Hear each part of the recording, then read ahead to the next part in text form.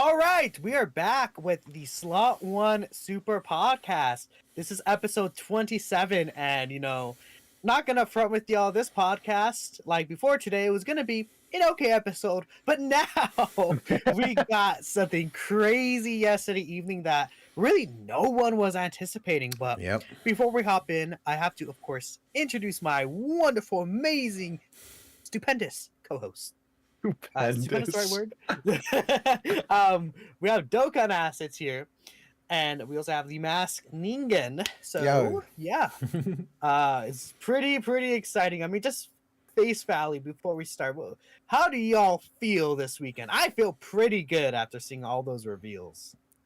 Yeah, honestly, shocked.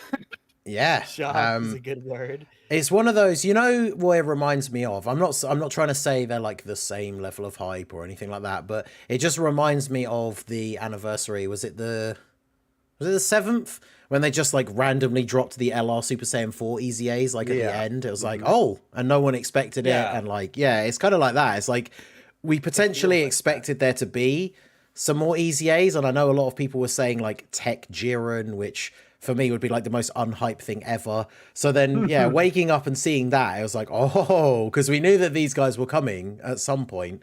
And they finally dropped them, and they're pretty crazy. Obviously, we'll talk about them in detail, but yeah, very surprising. And of course, the fact that we found out the next JP Dokkan Fest already. Global got Gohan and Piccolo, so...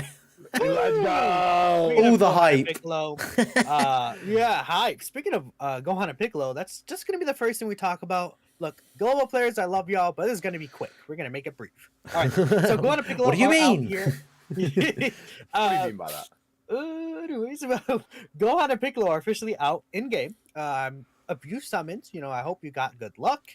The banner is garbage, so if you're considering summoning, I would say don't. That's my opinion. I would say don't. I just maybe like you can get used potentially from Turles, but this is me as a GP perspective, where events are longer, events are harder. I just don't think that this is worth summoning for. Gohan and Piccolo are nice, but I think the issue with them is that them as a lead got replaced. The big thing is they're a Bottom Master and a Disciple leader, which was a really good team. But unfortunately, for them, Beast Gohan, the LR Beast Gohan leads that team. And then on a lot of their teams that they have, there are better revived characters that are available. I'm thinking like characters that will not revive easier, but are just better characters, such as Blue Evolution Vegeta got his EZA. He's just the best revive unit in the game. GT Duo probably still are. Well, I wouldn't say probably. There are better than what this character is, and they have the revive counter, which could be very powerful. So, I think the issue is that this guy's like gimmick, their niche, kind of is a very competitive space right now. If we're talking about the best units in the game, and that Blue Evolution Vegeta specifically, he's a character that's 3 years old. So I'm sure a lot of people, if they've been summoning for the past 3 years on these major banners, have him with dupes, right? I think that's a good estimate to say.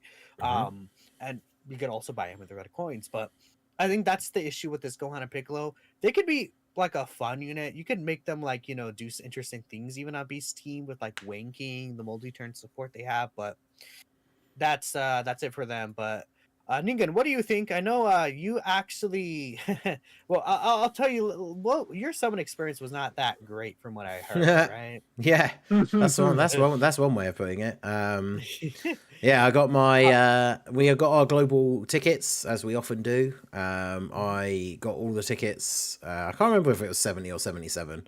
So that's 70 or 77 units. Not a single featured unit. So that was nice.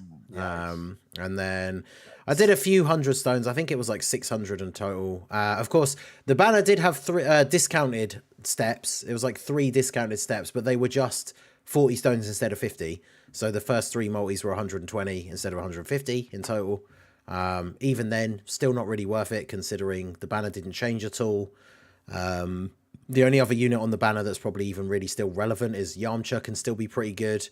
I don't really know, because I haven't tried him enough myself, like how good Turles is against like the superclass content from the anniversary. But yeah, the banner's not great. And The then good thing for Turles is that we have some Goku family enemies, which is nice, but you also have to consider that as superclass enemies, he takes more damage from them than extreme yeah, class. true. And they just hit a lot harder than these redstone stages are. Yeah. Like UI Goku at the end of the event, he's hitting for like 2.1 plus million damage. So Turles could potentially struggle there because of like his defense is not going to be high enough to eat these supers. But Yeah. at least he has some viability to him, maybe.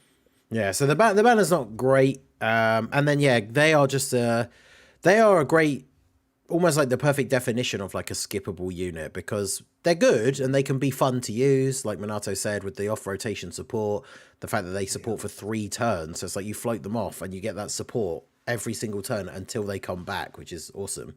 But like you say, one of the big things is with their leader skill. I didn't pull them, but I did a 55% showcase earlier for them because you could just use a friend and then they don't introduce like a new category or anything into the game.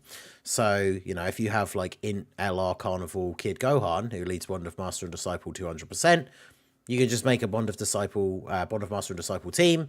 You have your 200% leaders by using them as a friend. And then, yeah, obviously it's a bit more awkward if you've got 2 of them trying to like, see what they can do, like especially like a showcase scenario, because you're only getting 1 every other turn. But yeah, it's interesting because they're a bit better than I think some people might expect. Like I think 55%, they were still getting up to like post super with some links active. It was like 570k defense after supering. And if you put them in slot 1 or 2, they then have 40% damage reduction with that as well, which is actually quite good. Like on global, with the events that we have out, they'll be tanking all normals after supering. The problem is if you float them off in slot 3 to get the multi-turn support, they don't get the damage reduction. So I tried them out very briefly, like on JP, like on the private server before they came out on global, and they're taking like they take damage from normals from some of these newer bosses from the anniversary content. So if you're a global player and you're trying to like thinking about whether to summon, it's just like there's almost every mark in the column of like why you shouldn't summon for them. They're like, they don't have a leader skill that you need. They're not great in upcoming content. The banner's not very good. So yeah, unfortunately for global, it's Unless you're sad boy hours, this unfortunately. Moment, which, to be fair, this moment hasn't really been officially represented. Yeah, we have to say the revive animation slaps, right? Like that's the best part of the card. Absolutely. Like absolutely. Yeah, it's the best part of the card. Dokkan assets. I know, like I'm sure the animations look pretty good for your end, even especially the revive. Oh yeah. Is there any things that you think is bad about the card specifically? I'd have to rewatch it again because obviously I always watch them when they come out on JP, right? But I mean, I think easily, right? The the whole part of Piccolo blocking the attack and whatnot is of course the best part. Yeah, I think they did a very good job with it. I would say like overall it's a very well represented unit. Like even if there's things that you can nitpick sometimes with the animations, I feel like overall if the unit is just well done as a complete package, they did a good job. So I agree. Yeah. I think for sure.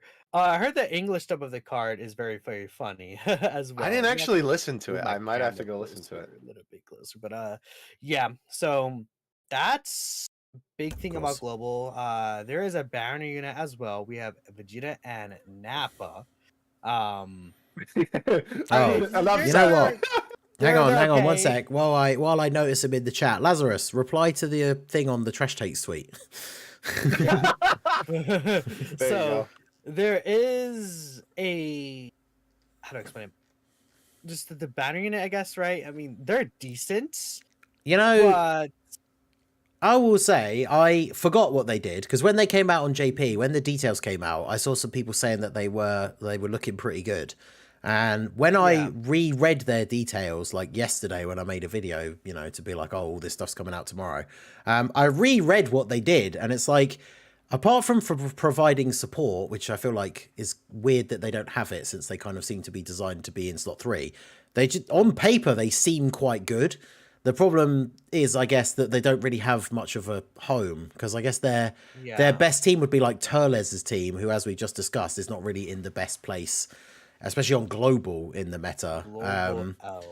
Yeah. I mean, and like they seem like they could be good. They have the damage reduction in slot 3. They raise defense on super, and they can get additional supers. So if they had support as well, I feel like they would be like a must run on those kind of teams where you have like the terrifying conquerors allies and stuff. But unfortunately, not only did I not pull Gohan and Piccolo, I didn't pull them either. So you know. Well, I would say one Yeah. good thing is that what's his face? The Frieza does lead, I think, Space Traveling Warriors. So like we'll talk about the next Dokkan Fest later for GP, but maybe he could be an interesting character on that team. But that's really it from there. This Vegeta and Nappa, like I think they could potentially even be nice in this like post 9th anniversary meta in terms of GP.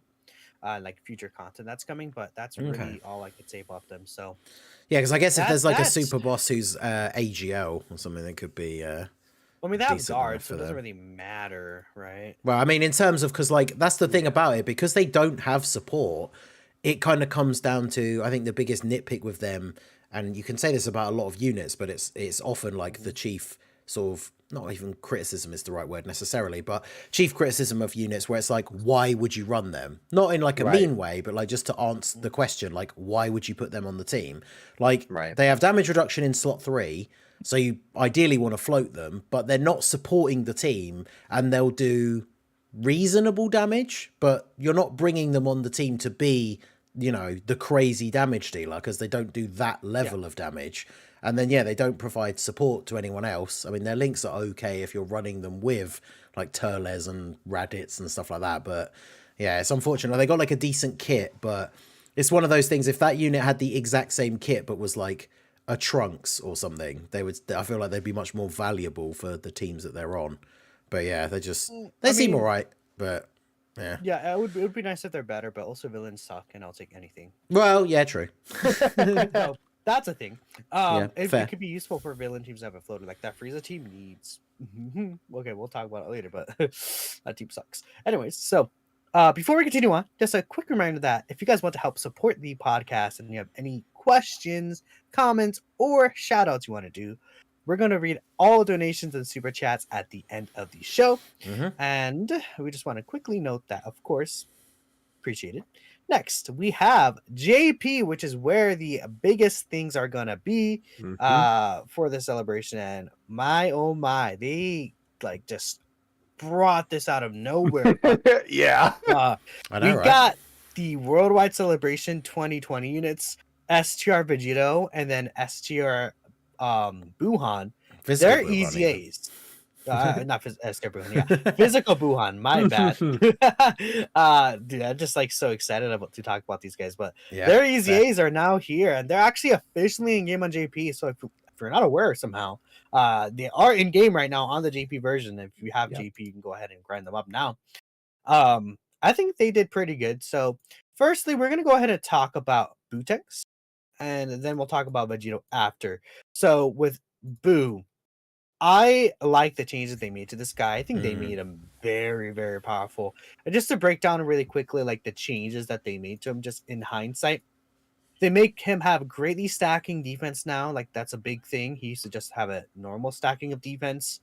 His additional super attack is now guaranteed. He has guard in the first turn. And then you could also guard when HP is 90% or lower at the start of turn. So he has guard now. And even if none of those are activated, he still has a great chance to guard baseline. He has a 30% chance to dodge that can become a 20% if you're under 80% HP when receiving an attack, right? So those are like the big changes to this Boo Tanks before he's transformed. So in hindsight, guard plus up to 50% chance to dodge, and then he's stacking defense 50%. I mean, that's a lot to change to this guy, along with just, the basic stat increase. Yeah. Now when he's transformed, this guy can get kind of crazy. He basically now gets 2 guaranteed super attacks, at least for the first 3 turns. Yeah. He has the guaranteed high chance to dodge, guaranteed guard. Then it depends, but when the turn ends and you're above 50% HP, he would gain 50% attack for the next turn. And in my situation, I see him hit really hard there. Yeah. I mean, in my experiences, Boo Go Tanks is really good, especially for these early stages. And since these events are longer, you could really stack up with this guy. Mm-hmm. But when I get Buu Ultimate Gohan out, I had this guy like over 1 million defense at times start of turn. And then he raises his attacking defense for 4 turns on both the 12 and 18 keys. So he gets even more defense once he supers. Yep. Then he's doing like 20 mil attack stats into like a 10 mil into like a 13 mil, right? Pretty good damage for how defensive he is. Then all of that with guard and 50% chance to dodge. It's just incredible. Yeah, and he's that's healing, crazy. by the way. He's healing 20% HP start of turn. So that's just a quick like breakdown of what this guy's doing now with his EZA and why he seems so good. But again, yeah, I have used him personally in game as well. I took him into some of the difficult content. The biggest thing with him is I think that people may think teams will be an issue for him, and I do agree that teams of partners could be a little bit of an issue, but there are some setups you could use, like Android 21's team. I think Android 21's teams look pretty good. And yeah, one last thing I forgot to mention before I pass it off to Ningen, actually, but he also does have a nullification, so he nullifies an enemy action once. Yeah. For whoever he hits with the super attack, right? So having that nullification basically is just going to be really, really nice. Is essentially what the 7th anniversary characters do, and you could nullify like an AOE from Gogeta or a super attack from one of these bosses, and it can be pretty nasty. But what is your experience with this Buu, Ningen? What do you think about him? Yeah, so I think he's really good. I think they did a great job. I did a showcase thing for him as well. Got to test him out a little bit. I used Android 21's team. I really like her team. Like, I've been doing a couple of videos recently testing out teams against the Blue Zone Gogeta just to kind of see whether those teams, like, quote unquote, survived the anniversary power creep. And like, Android 21's team's still really good, especially because, she has the Gammas on there now. But like, even without them, like, I ran a build that was this guy, LR Super Buu, who I still think is underrated, the physical 60% support Buu, and then it's like Evil 21, because she's another unit that has big bad bosses, and she's good anyway. And then, of course, because it's 21's leader skill, Bulma on the team, because she supports everyone, regardless of super or extreme. And yeah, it was great. He was really good. I think like you said, the turn where you can, when you transform into Buuhan, I think I got the turn where he got the additional from the hidden potential as well. So he did 4 super attacks. It's like 4 30% raises because he gets the raise attack and defense for 4 turns. So at the start of the second turn, I think with or his second appearance as Buuhan, with Big Bad Bosses active and then Bulma's support from the previous turn, he had like almost 1.5 million defense at the start of the turn with guard and like dodge. Like, he's just ridiculous. Yeah, super good. The only thing he doesn't have in his kit at all is crit, which I think is good to go for him. Because obviously he has guard. When he's transformed, he has guard and 50% chance to dodge. So he's trying to make the most of the damage. Obviously, additional is good for the stacks and everything. Obviously, they kind of fixed the issue a little bit because he suffered that same thing as full power Frieza when compared to Namek Goku. Dude, could you imagine full power golden that'd be sick. Frieza? That'd look insane. Yeah, big buff gold Frieza. That'd be awesome. Yeah, for real. Yeah, he suffered the same issue as that full power Frieza, where his defense stacking is on his 18 key. So if you get a bunch of additional supers during the turn, you're not stacking extra defense like you do with Namek Goku, for example. But by giving him greatly raises as the stack, and then of course he then raises on the 12 key additionals that you're getting as well. Then with that guard chance and dodge chance, he can still be very tanky even in the pre-transformed state. So yeah, I think he's really, really good. I talked about it in my stream this morning, but like, I know there were other people. I wasn't like the one guy standing out of the crowd, but like, I was very much in that small crowd when the worldwide celebration dropped that I thought Buuhan was better than Vegito. Yes, you get it. Now I caveat that by saying I had them both at 55% because of global shenanigans, right? With how long we have to wait for them to come back. I had them both at 55% for 10 months. And after using them for 10 months at 55%, I thought Buuhan was better than Vegito because obviously Vegito not having the damage reduction when he transforms, like the hardest bosses were still doing a lot of damage to him. Now, obviously, I don't know how I would rate that, like with the rainbow and everything afterwards. And now that they're easy aid, haven't used them enough to compare them. But all that just to say, like, I've always been a big fan of this LR. Boo, and I really wanted his EZA to be good. And so, suffice to say, I am very satisfied with how it turned out. So yeah, we are hashtag villain lovers here, dude. that's right. Love Boo.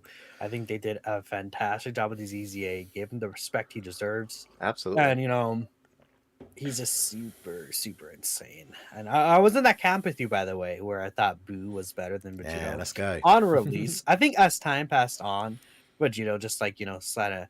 That's crazy to think better. how long ago that was as well. Yeah, it is crazy to think about that. Like in 2020, dude, it's a long time ago. But that's a thing. Dokkan, I'm not sure if you use Boo or even Vegeta. We'll talk about it in a second. But what are your thoughts on this guy? Ironically enough, I'm using Boo right now as we speak. Okay. Let's go. Yes, sir. Actually, yeah, because just to interrupt very quickly, that was the thing that was really surprising is we got that thing in the data download, which is how we found out they were coming out, and then the EZA just came out, like it's in the game already. Yeah, which is insane. Like 2 days before. It wasn't even it wasn't even the data download. They posted it on Twitter, and then the data download happened. Well, so because the thing was like, obviously, when it comes to the EZAs, usually like it takes them a little bit for them to come out, but it was just like they dropped the kit, and I think most people are thinking like, oh yeah, they'll come out in like a day or two, whatever. Yeah. No, that's right. We're already here. It was like 6 hours after the data download, which is crazy. Yeah, really, really cool. So I hope, honestly, they need to do that more often, man. I was just going to say, I hope they do that more often because honestly, I think that's super hype. Just like out of nowhere, bam, super cool thing. Now it's in the game, cooking. Yep. So I hope they do that more. That's I don't know. Legends does, right? Legends has the reveal and then well, the same night.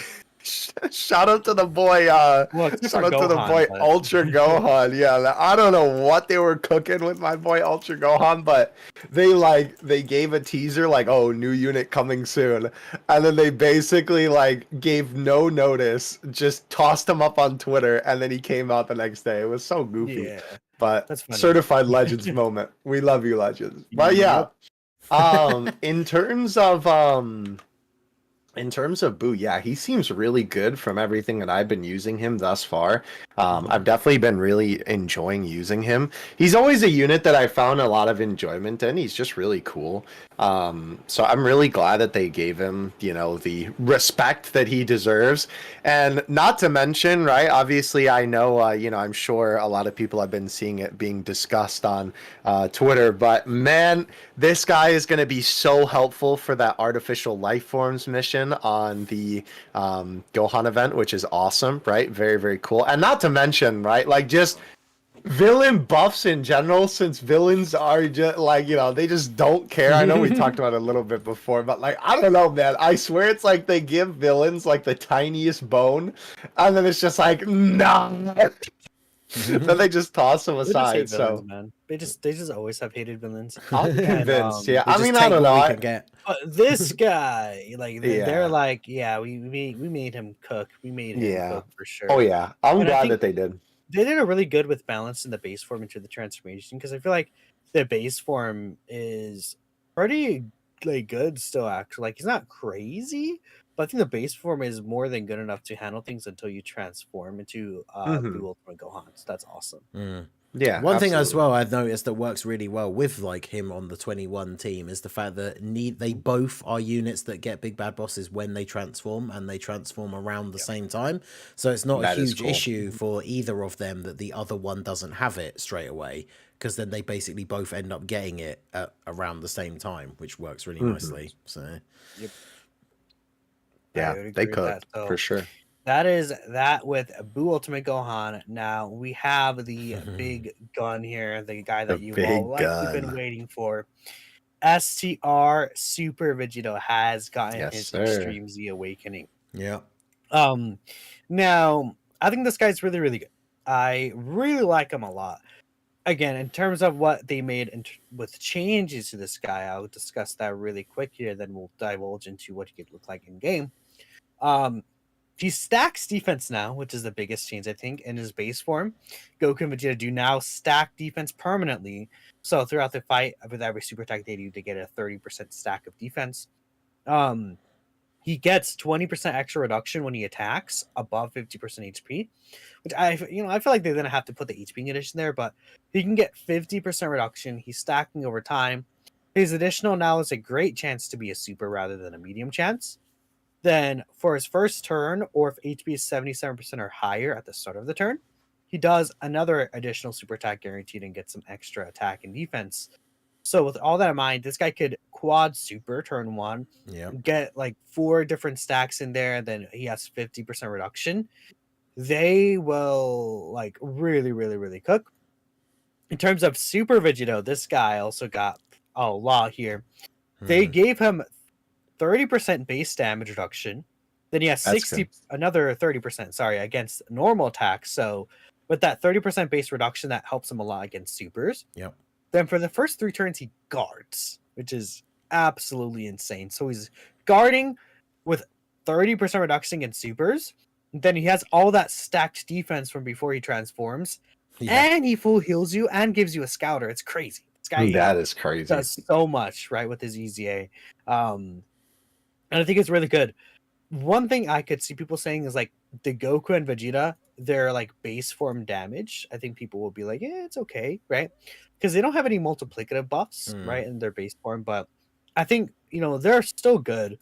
And then Super Vegito is just absolutely cracked. I mean, again, my experience with this guy has been incredible so far. And since events are longer, you're able to stack up more and more. He doesn't get weaker as the fight goes on, so you don't have to worry about transforming him.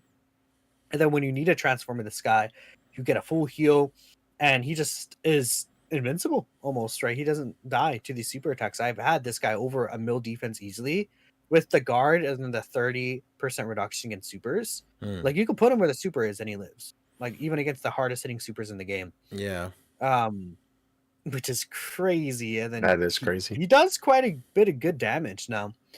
I do want people to keep in mind before I actually probably will pass it off to Ningen, is this guy, his counters, like you could see like a 2.83 mil like damage attack stat with the counters. Keep in mind the counters, for some reason, they don't show the correct attack value.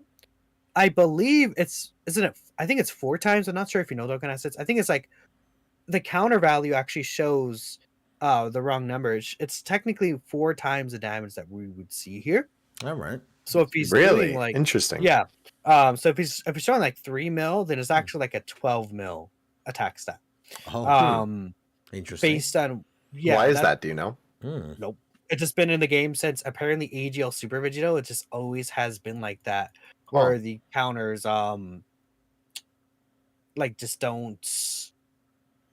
Like the counters don't show the right number. I was like, I did not know that. Confused about that as well. Then I saw someone point it out, and I was like, "Oh, that makes a lot of sense, right?"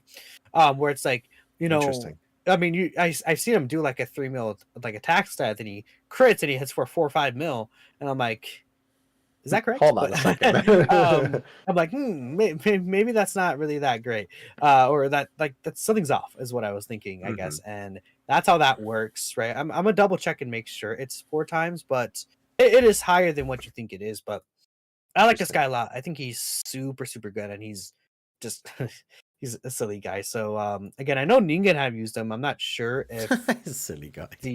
I have not gotten a chance to use him, unfortunately. No. Yeah, I was like, I don't think Dokkan Assets has been able to use him. Yeah, I'm taking a look here. It is 4 times from what I'm seeing here. Okay, so that's good. That's really, good. really good. So what do you think about this, Ningen? This EZA? Yeah, I think he's really good.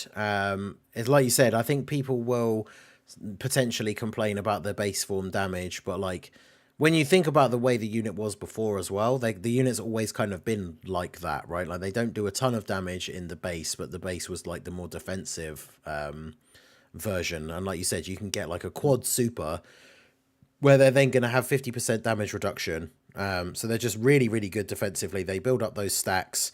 The thing is, when I did my showcase run, I actually got quite unlucky in terms of taking damage like early on. And I didn't get to transform them as early as you possibly could.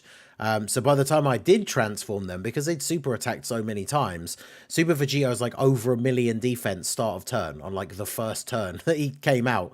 And of course, like, they were never going to change this, right? Because it's so OP. They were never going to make it like more turns or anything like that. But the fact that he has a scouter for 10 turns is still like insane. An absolutely ridiculous part of his kit.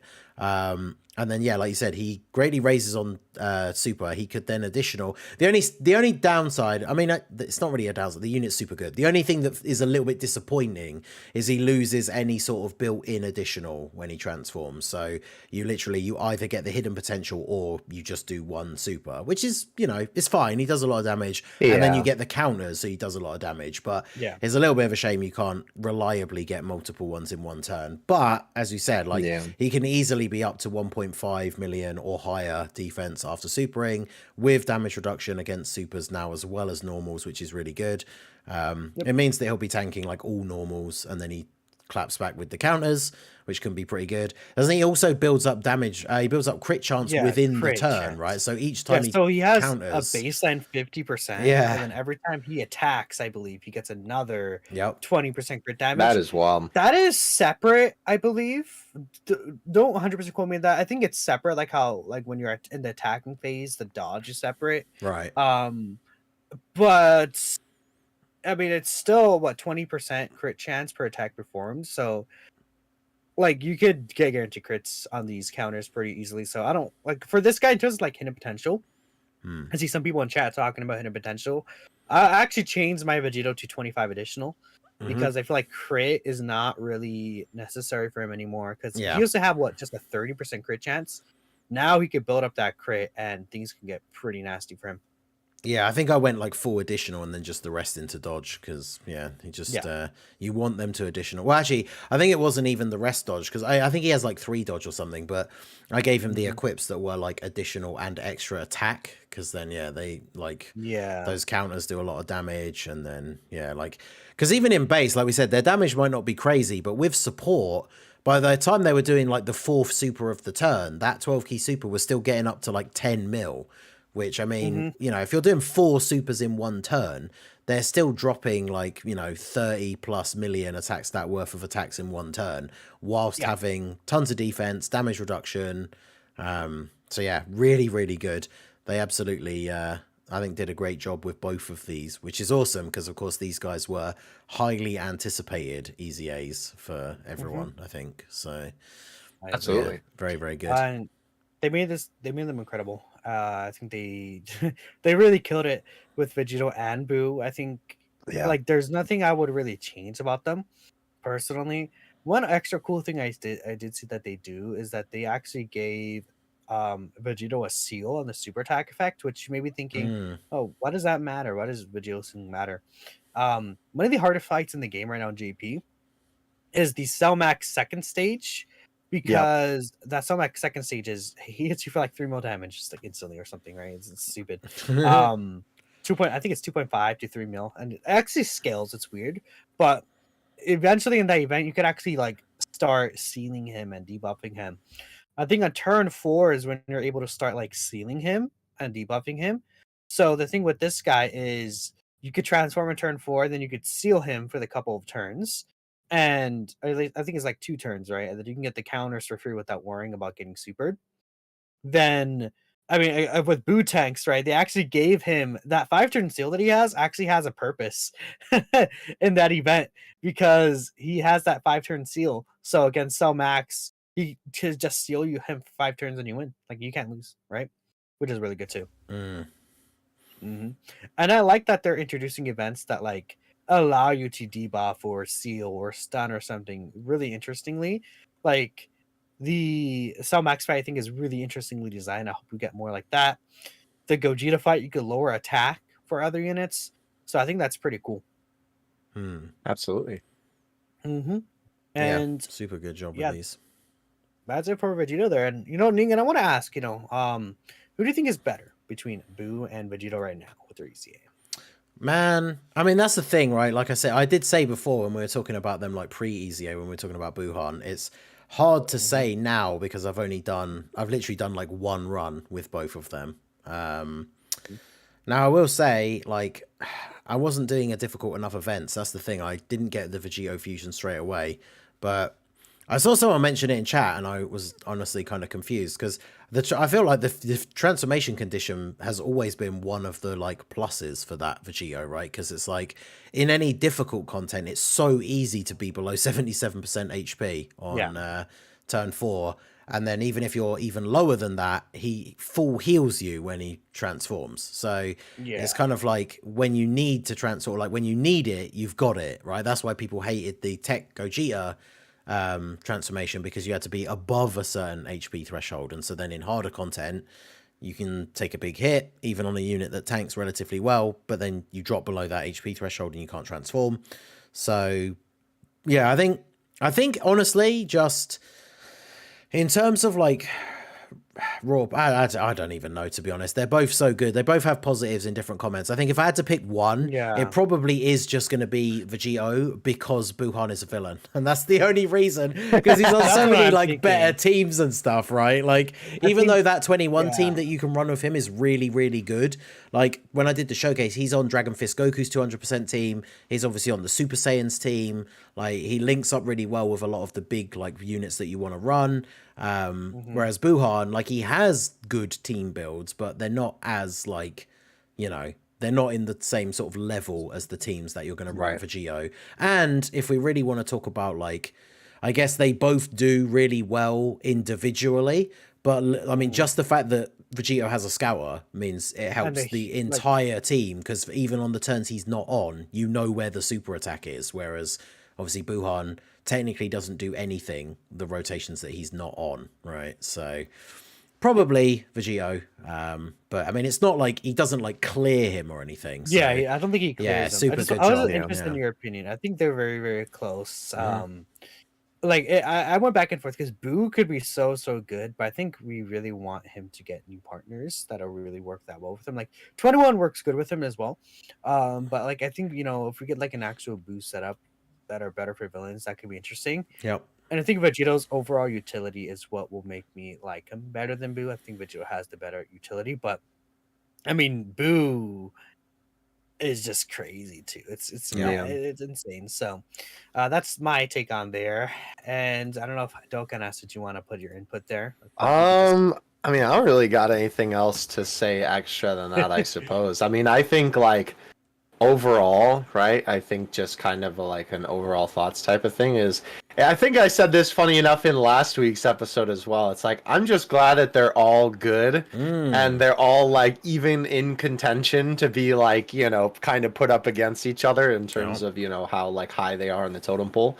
So honestly, it's really nice to see that, like, you know, usually with anniversary EZAs, I feel like they do a pretty good job. They kind of, you know, as we like to say, they know the assignment, you know, but it's just nice to see that these guys are so good. And it's great to see that, like, for, you know, 4 characters that people have been really anticipating, you know, MUI, Blue Evo, and then Super Vegito and Botex now. Probably some of the most highly anticipated EZAs, right? They cooked. Yep. They absolutely cooked. And they're definitely usable in modern content. So I think that's awesome. I hope they continue that trend even outside of the anniversary. Yeah, that's the big thing, isn't it? You know, I really hope that this is like, you know, a good sign for the future, because obviously I know even last year, like I remember there was a bunch of episodes on the podcast where we, even like us, we were just like, man, it stinks that these units, like, you know, have EZA'd and now they'll never be good again. And ironically enough, this is a good segue into something that they did mention that I don't know if either of you have in the notes, but they did officially announce EZA 2. Actually, Super Extreme Z Awakening. Super EZA, which is awesome that that's what they called it. Not only is it just funny, but you know, that's great. But it's very Dragon Ball, isn't it? Just put super at the beginning of it. Exactly.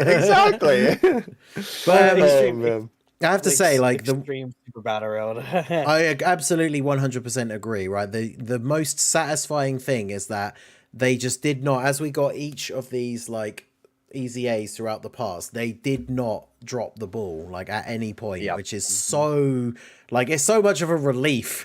It's not like you know we get worldwide where they get like a they hit a home run and then the next Easy A steps up to the plate and it's Int Goku Black, like, which to be fair he's a little bit better now with some of the content coming out that's a bit longer with superclass enemies, but like at the time of the celebration, for the celebration they released in like him and Tech Trunks, and then they dropped content that was like 5 turns and hits you like a truck on turn 1, and then they release Easy A's that are like long form event stackers. So it's like, what are you guys doing? But then for this, like if you were to say the worst Easy A's of the entire anniversary, probably either well, that would be Firstborn Frieza, the Int one. Well, yeah, okay, well, not including Gogeta.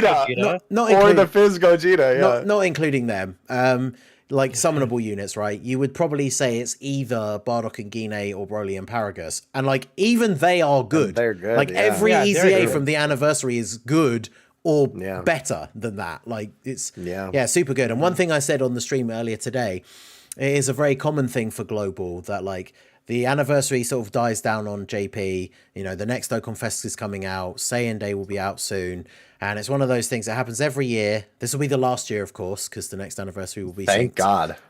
Where we start to get that, like, the anniversary fatigue or the hype drain, whatever you want to call it, right? Where it gets to, like, a month or so from now, and you get a lot of global players that are, like, you know, kind of just lost that hype for the anniversary a little bit. And sometimes it happens to me too. But I always feel like, for me anyway, by the time we get to the countdown celebration and you start seeing those, like, you know, 7 days to go login screens and stuff like that, I always feel like the hype comes back then. But honestly, with this one, as we're in like the final days of the anniversary now, like to me, it just honestly feels like the hype is not going anywhere. Like I cannot wait for all of this stuff to come to Global. Like regardless of where you rank them in terms of like the actual order of how good they are for the main unit releases, like I can't wait to get Broly, I can't wait to get Gogeta, like I can't wait for all of this stuff, right? Like the anniversary stuff, everything was peak, all of the units were good, all of the EZAs were good, they released tons of new events that all had tons of stages, like everything you could want from a celebration pretty much.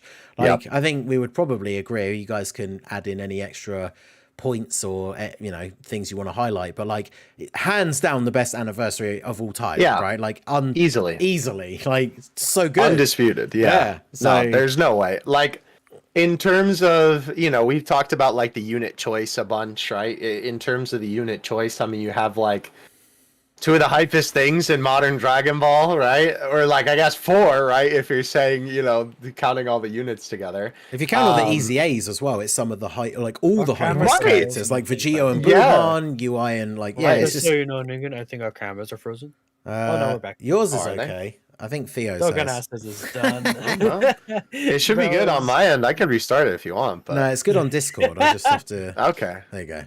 Oh, OBS. Okay, so this is an OBS L. Okay, I got it. How is year 10 gonna surpass this? I saw someone in chat say that. Yeah. So here's the thing, right? I honestly think Super Vegito, Super Gogeta, EZA, just like 20 units.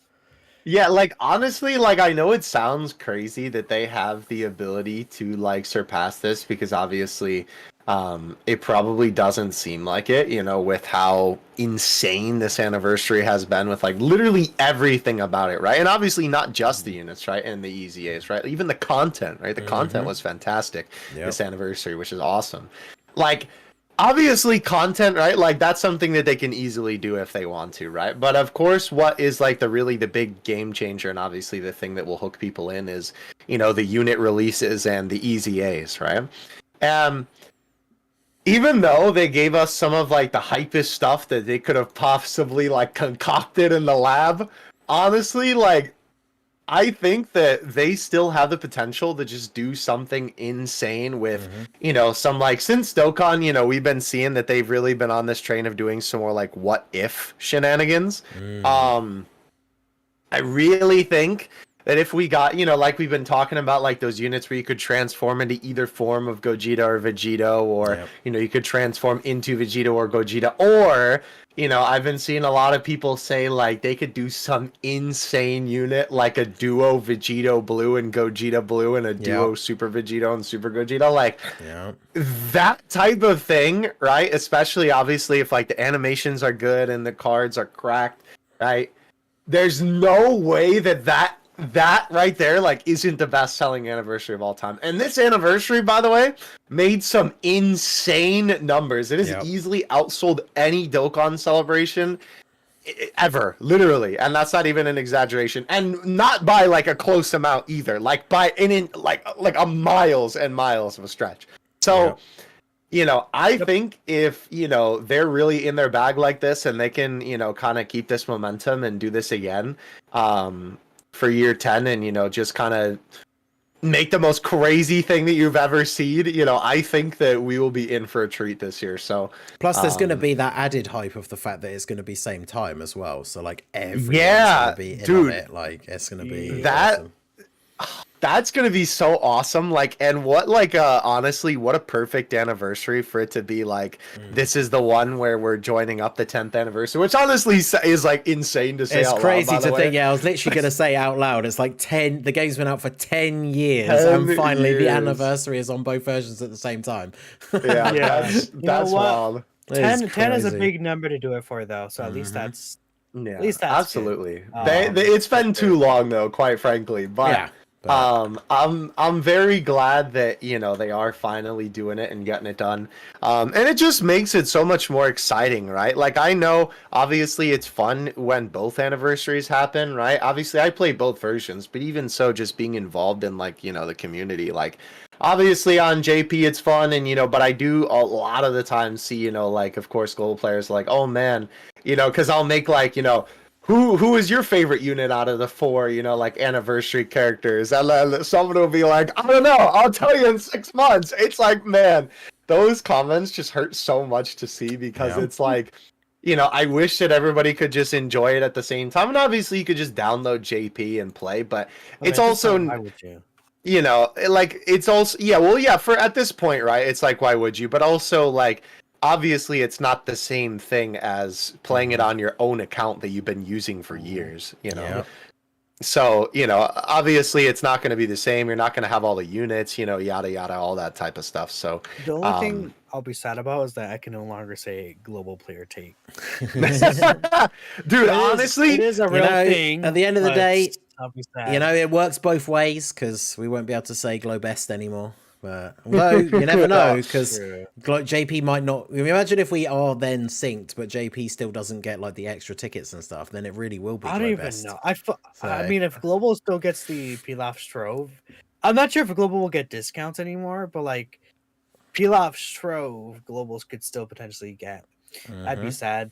That would be a JP shaft, man. What can I say? Honestly, like, I gotta be honest, bro. At this point, like, it's just been like this for so long. Even if they decide, like, oh yeah, Drove. It just depends on if they want to add it to JP or not. Yeah, I'm going to assume they won't. So it could be Global W, but that's like for paying players anyway. So most people don't like. At this point, though, like Annie was saying, like synced celebrations, like even Saiyan Day and stuff, like Global still gets ticket packs. So if the whole game is synced, then the big thing will be like the anniversary, right, where Global just gets free tickets for no reason, just for summoning, like just because, there's no way, but I don't know.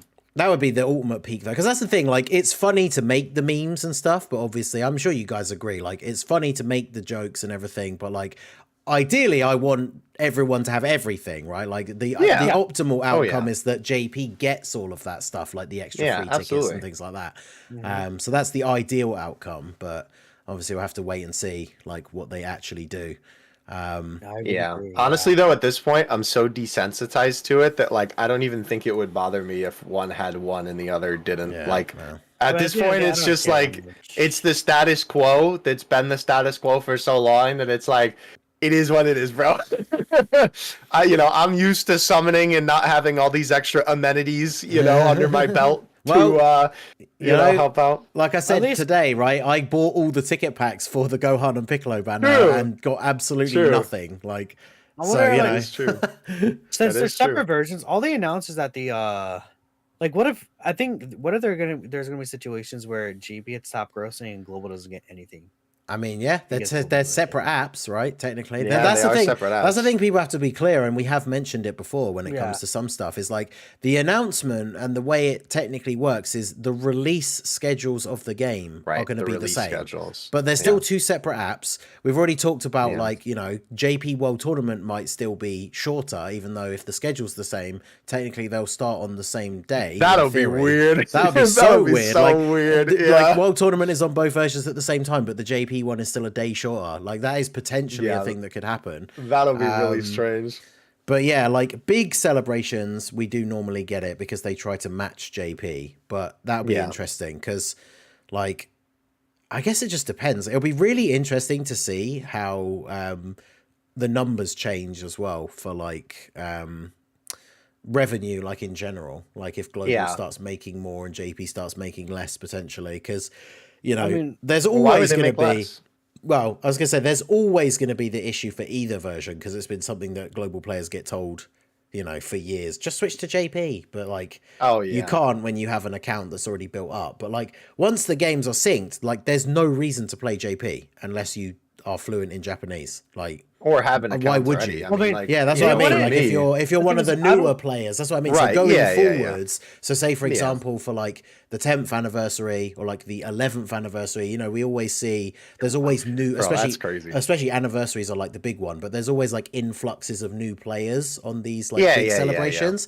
It'd be interesting to see how that breaks down because I would imagine like if you're aware that the two different versions exist, like once the sync comes into play, like all new players will just be on global unless they're actually Japanese like players, right? Yeah. It'd be really interesting to see how that breaks down. But I think I don't know. I think at the end of the day, right, like it probably won't be that big of a deal only because of the fact that like the only people who play JP and like spend a lot of money like that, right? Like that I think would really make a significant enough impact to like, you know, really make a difference in that like number would be like big boy whales or people who are already playing JP since the sync is coming.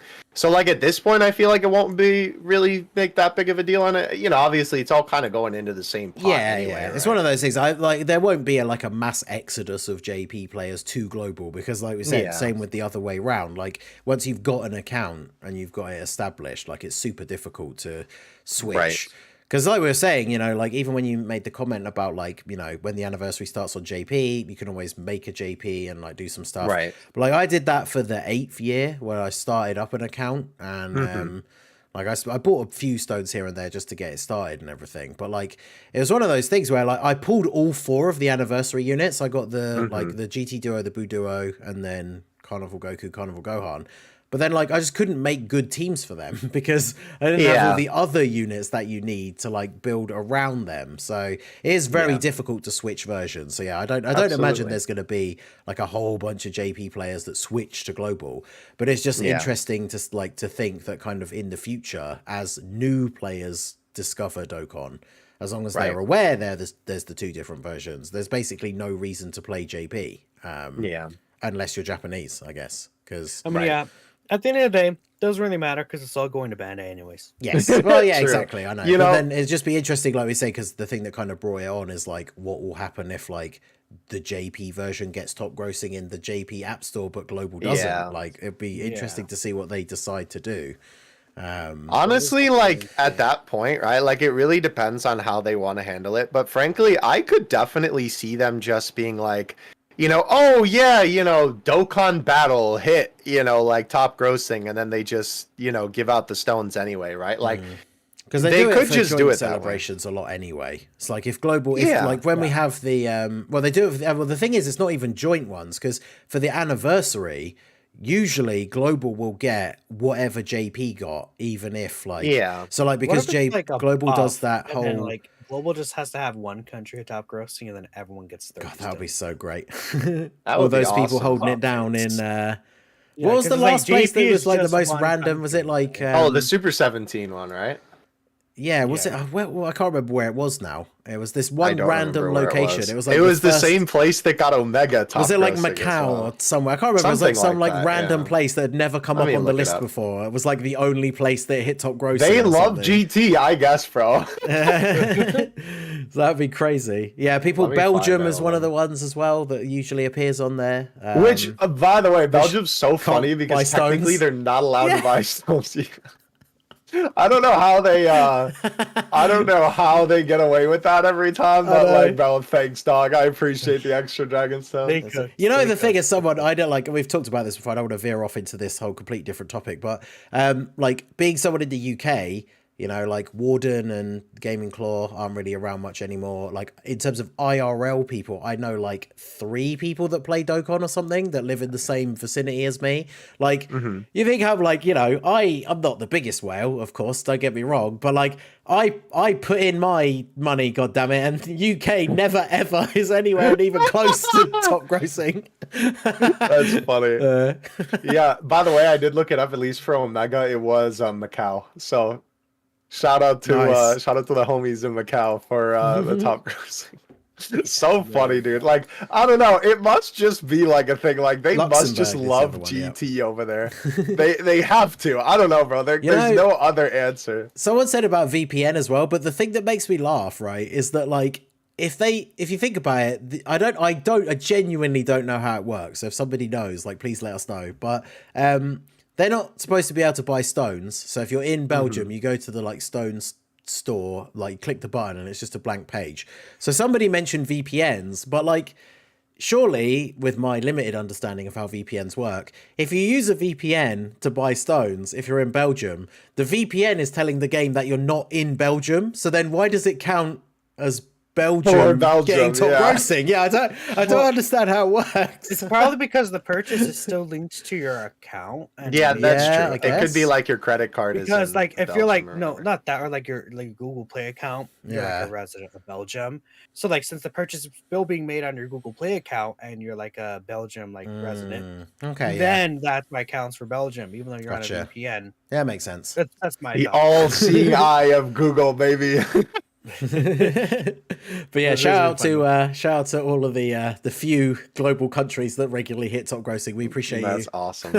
Yes, that's funny. It's definitely like one guy. It has to be. It's definitely one guy. He's just a mega fan. Yeah, no, it's going to turn out that like the amount of money that it actually makes in that region is super low. It's just that no other apps in that region actually make any money. So it's top grossing, but you know, just because no one else is making anything. That's funny. Good times. All right, so let's move it along, gamers. We got off topic a little bit, but we still do have some stuff to talk about that's upcoming. Yep. So in like 3 to 4 days, we do have the next Dokkan Festival on JP. Funny enough, this character has not even been officially announced. I think that we'll likely get the Dokkan event teaser tonight. Yeah. Yeah, this guy drops on the 5th. Which is kind of crazy that he dropped on the 5th and we're going to have the data download, right?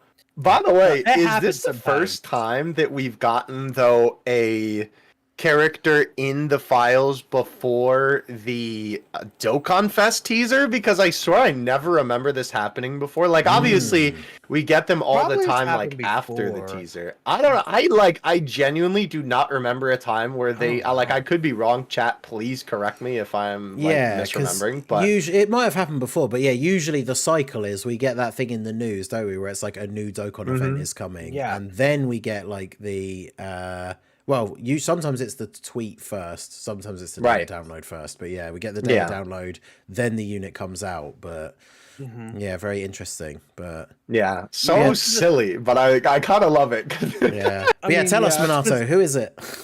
It's First Form Frieza is the next Dokkan Festival. Yeah, there he is.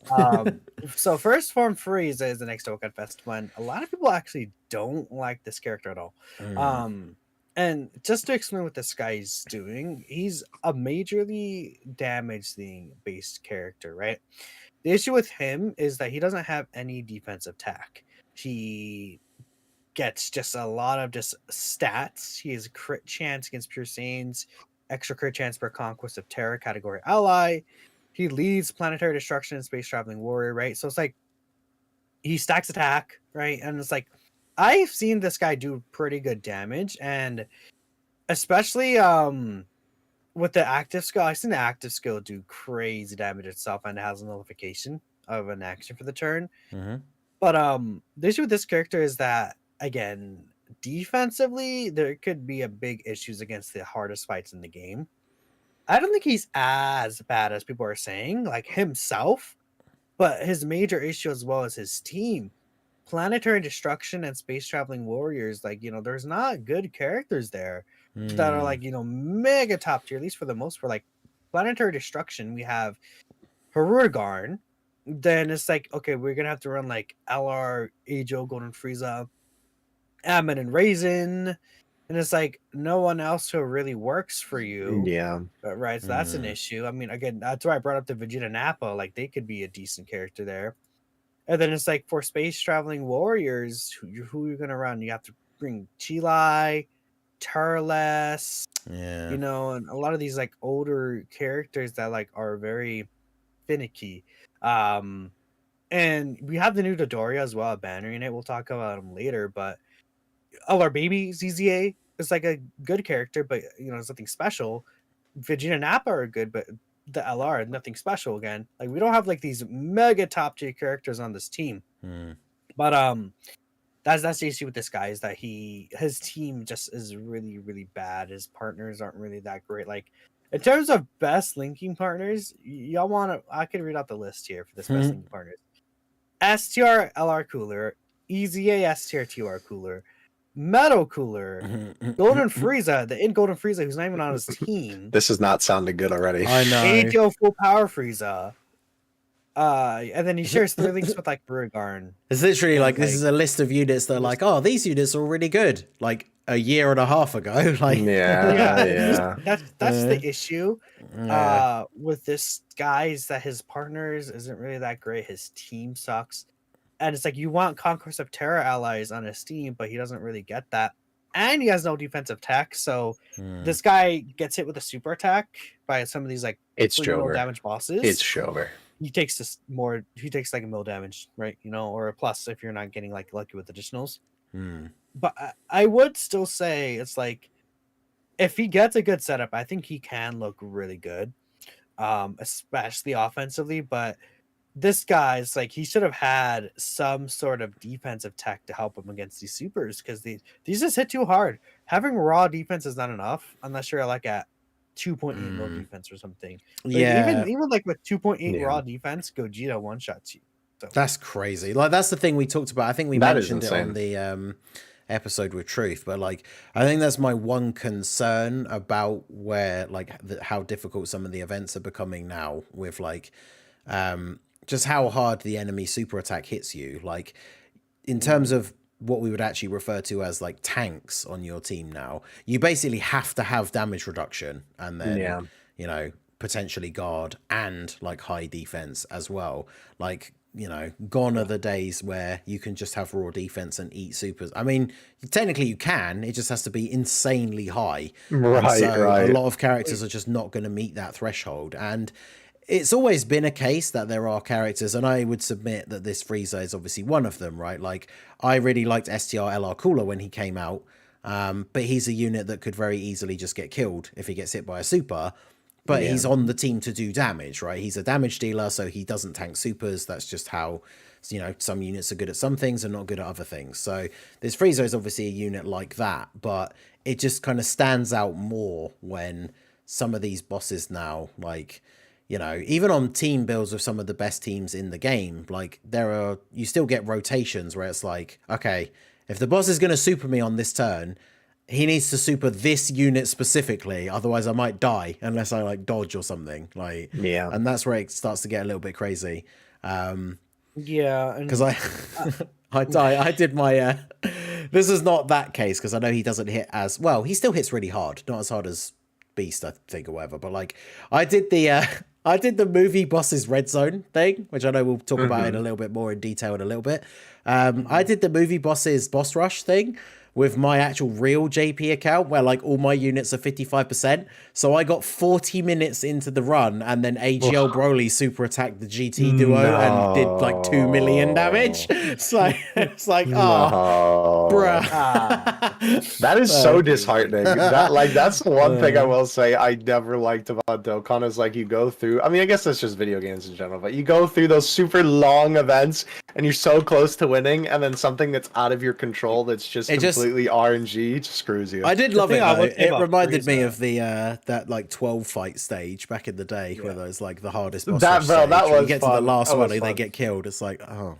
The thing about Frieza is that I've seen this guy have damage potential to just one turn these bosses. Is the only thing. It's just that his team sucks. Yeah. So you don't have supporting characters around him. I mean, I took this guy into the UI Goku boss fight. This guy did like an active skill that took away like 7 of his health bars. And then I followed up with a 27 million attack stat with guaranteed crit, which is insane.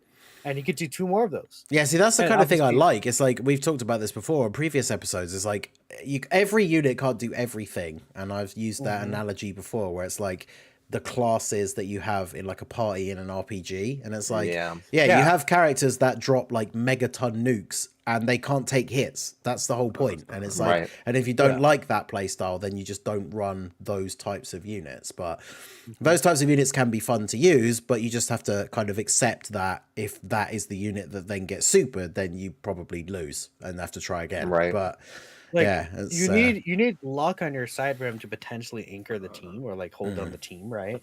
But it's like, the team is not good right now, and the biggest issue is that we were like hoping maybe we can get Str Botex EZA or Str LR Turles EZA, and like that could be good.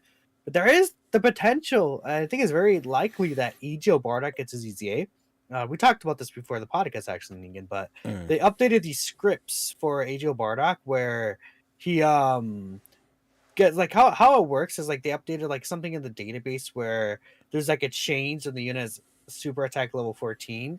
Last time they did that was like STR UI Goku, and then he EZA like a week or 2 later for the countdown. So they're doing the same for EGO Bardock right now, and I'm gonna assume EGO Bardock is likely gonna be the next Dokkan Fest EZA.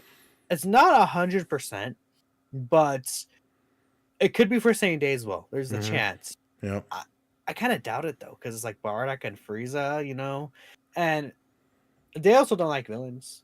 Remember last year, Super 17, we got MVP 17 ZZA, and it was like a tournament of power celebration. Yeah, that's the thing that's annoying that they keep doing, right? And they don't. It's not always villains. Like they did it with Kale, where like her side branding unit was Frost, and then the Part 2 LR was Super Boo. Like, don't bring out a Frieza and then EZA like a Saiyan. Like, we need to EZA like a Terrifying Conqueror's character or something. Like, it's. If Frieza's team was actually like really good, this Frieza would be amazing. I think that's something people don't understand. People are actually somehow underrating the Frieza because they're like, oh, it's new Reddits or something like that. It's like you don't understand. You don't. You don't understand how bad Raditz was to call some of the. I mean, like it's like we said last week. It's people calling Rose like 2024 Raditz, and it's like, dude, like no. People are like obsessed with making those comparisons. Like, like Beast is a new Super Gogeta. Yeah, it's like, is like we okay? I think it's just like, and it's not only just like people who are new to the game when like those type of comments are made who just like weren't there for it. I feel like, but it's also just I don't know. People also just like to say outlandish things. I mean, sometimes it's just memes, but it's sometimes it's like hyperboles, just memes, but yeah. Again, let's hope if there's still a chance that it's not Bardock, but I would personally doubt it. I think that it is gonna be him. And it's like, dude, this his setup. It's like, because I've seen this guy even without being against a pure Saiyan enemy. Like, this guy could do like after he stacks up a couple times, like especially because he's stacking attack, the active skill hits pretty hard. And it has a nullification, then you could do like a 15 into 16 into 17 mil with the full Conquest of Terror team.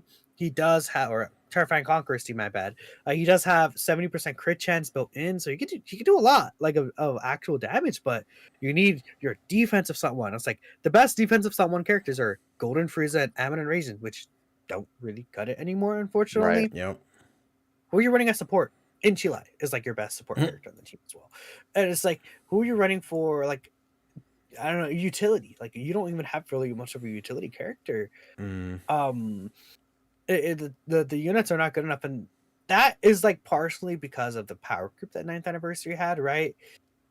You know, and I think, you know, maybe you can look at this as a global player and be like, oh, Frieza will be really good in the global content, and I could see that. Like, Frieza will come out before the anniversary and global. And is he though? Because like, is he good against AoEs? Because that's the thing. The global content, the main fights really are still just Zamasu and Omega. He gets all the stats on attacking, huh? Yeah. So I lied, chat. I'm a liar. I'm Me when I lie. Yeah. But yeah.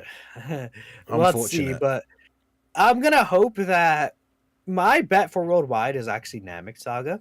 Okay. Which is still a long time away. Like, let's not get twisted. That's 6 months away still. But like, if they drop some of these like Terrifying Conquerors characters throughout the year, I think that could be really interesting. And I'm thinking like Namek Saga, we can get EGL full power Frieza to EZA, a new transforming final form Frieza we need. Like Terrifying Conquerors, maybe we can get like a new Bojack, like a new Dokkan Festival Bojack and EZA, the existing Bojack.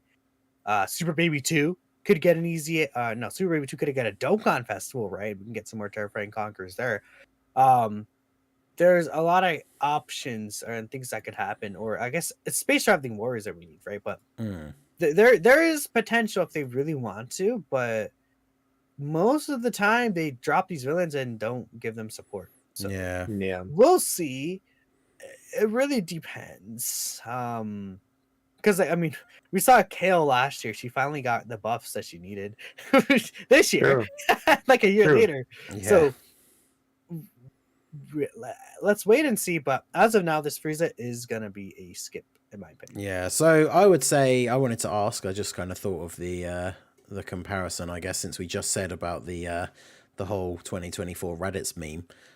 Considering, of course, you know, he's not in the game yet, so we've only seen like very brief sort of private server like preview sort of footage. Minato, if you had to pick, and obviously then Theo, same to you afterwards, but like, who's better, this Frieza or Rose? Oh, jeez. I would probably say Rose, just because he has the better setups. I think Frieza I think once we get a good setup for Frieza, he probably clears Rose. Just because I think Frieza has, like, his design's not bad. It's just that he doesn't have, like, it's kind of like Omega in a little bit. Where Rose is definitely better right now. Once we get that Frieza team, if we get that Frieza team, Frieza is gonna be just better than Rose, in my opinion. And he'll be really, really good there. But yeah, that's my take. I think Rose is in a better spot right now. Yeah, I would agree. Just that he's more annoyingly like designed. Yeah.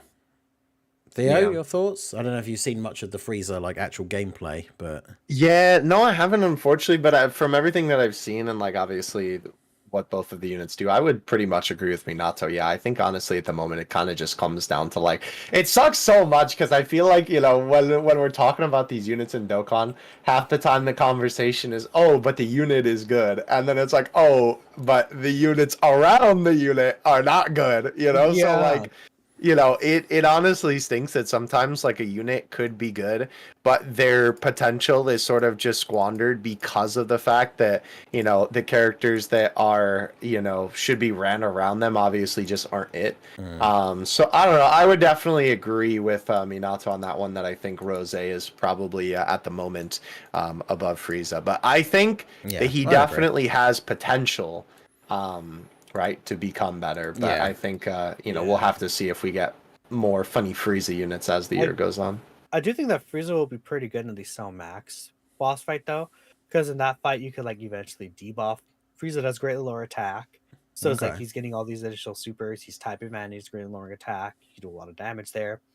I think Frieza could look good in that fight. Frieza could potentially work well in the Gogeta fight, just that again his team's not there, but Frieza, I think, you know, in terms of like thinking about him in a vacuum against the Gogeta fight, He's also great at lowering attack, doing multiple supers. He's type advantage at the end.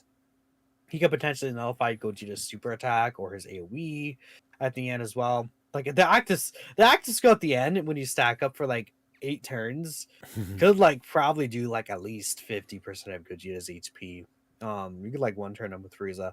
So it's just like, it's like, okay, you could do 50% of the HP, but then Gogeta kills you in slot 1. So it's like that's why we need like, we need slot 1 tank or something like that, right? Yeah. So like I like the idea. I've seen a turn where one of the Friezas used their active skill, and then he like was basically able to one turn the tech Gogeta fight. But yeah, that's my thought.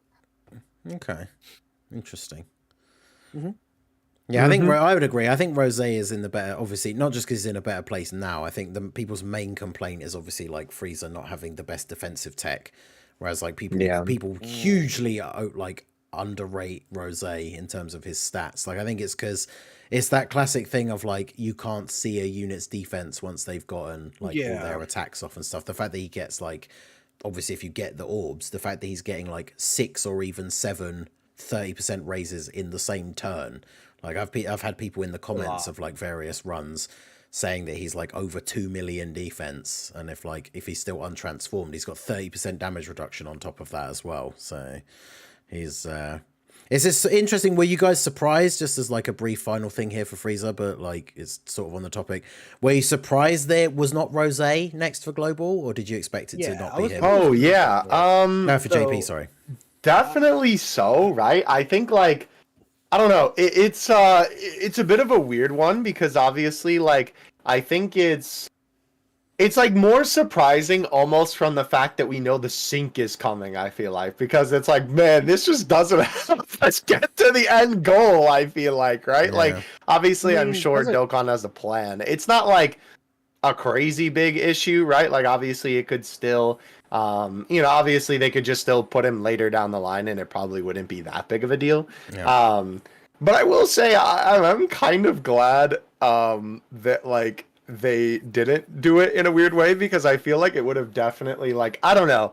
It's not that big of a deal, but I feel like it would have taken away from global a little bit, having it be like the last global first, because it would have been like, oh man, okay, 2 weeks it's a global first, wow, so cool. So I'm kind of glad that they didn't do it that way, because that would have sort of sucked, to be honest, if it would have been like, weirdly enough, this is the one time I will say having it be on global and JP at the same time would have been not a good thing, I guess. I think that it could be interesting because it's like, okay, if Rose's not in this slot, then unless he's in July and GP, he's going to have a Part 2 LR.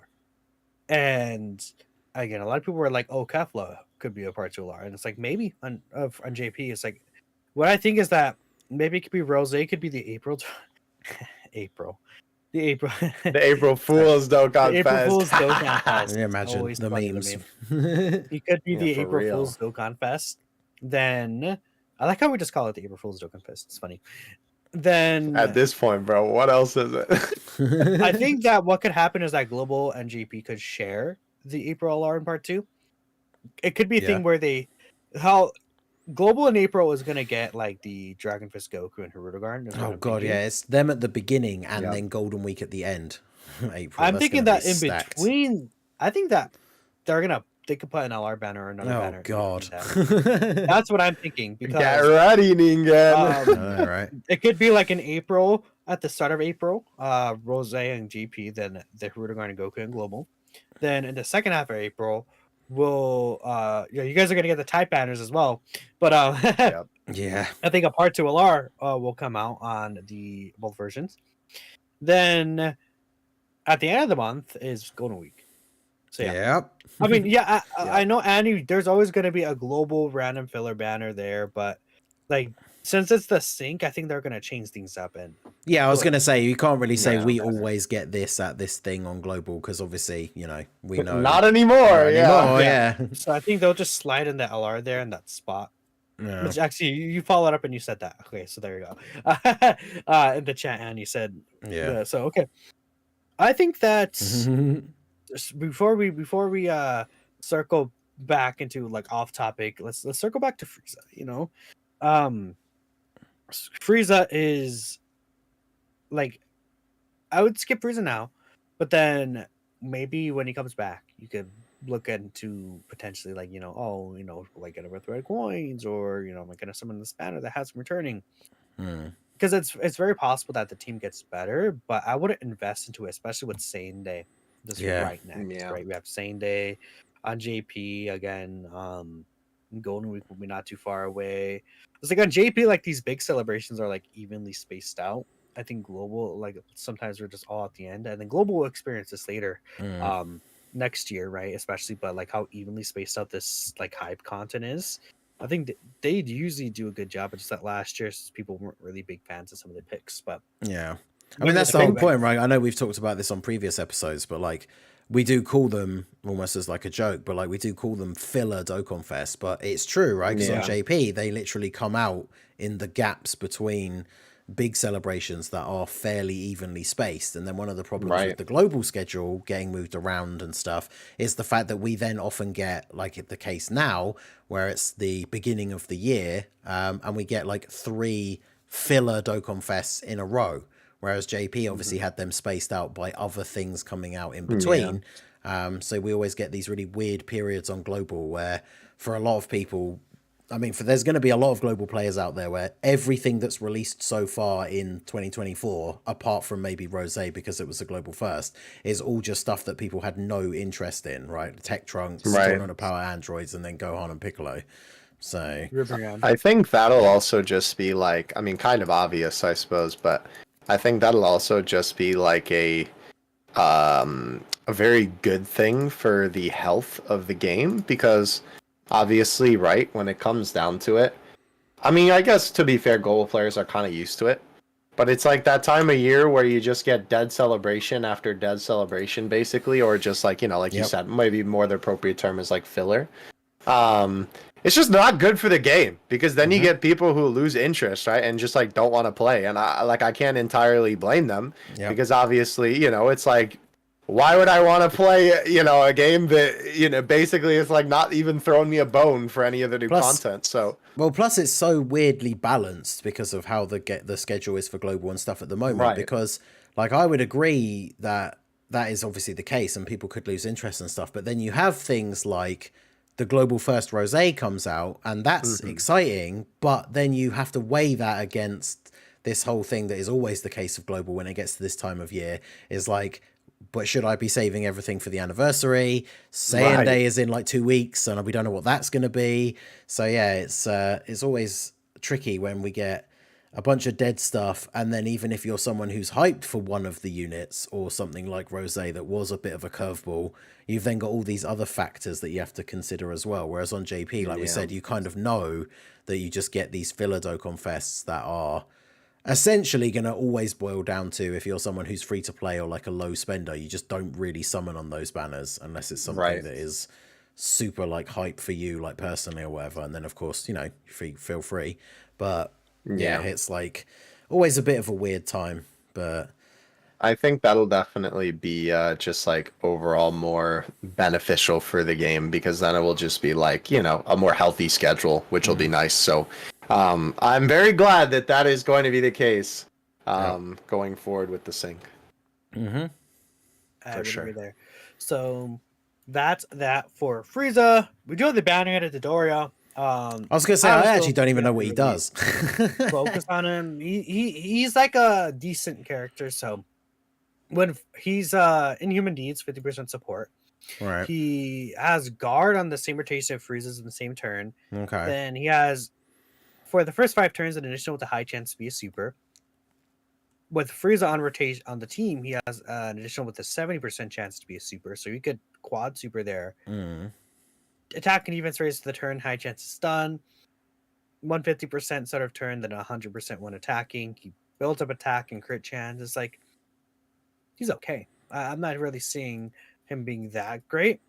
From turn 6 onwards, he gets 100% attacking defense and 50% crit, I guess, right? So it's like he gets more stats from turn 6, which is good actually because of how the difficult concept is going to be working.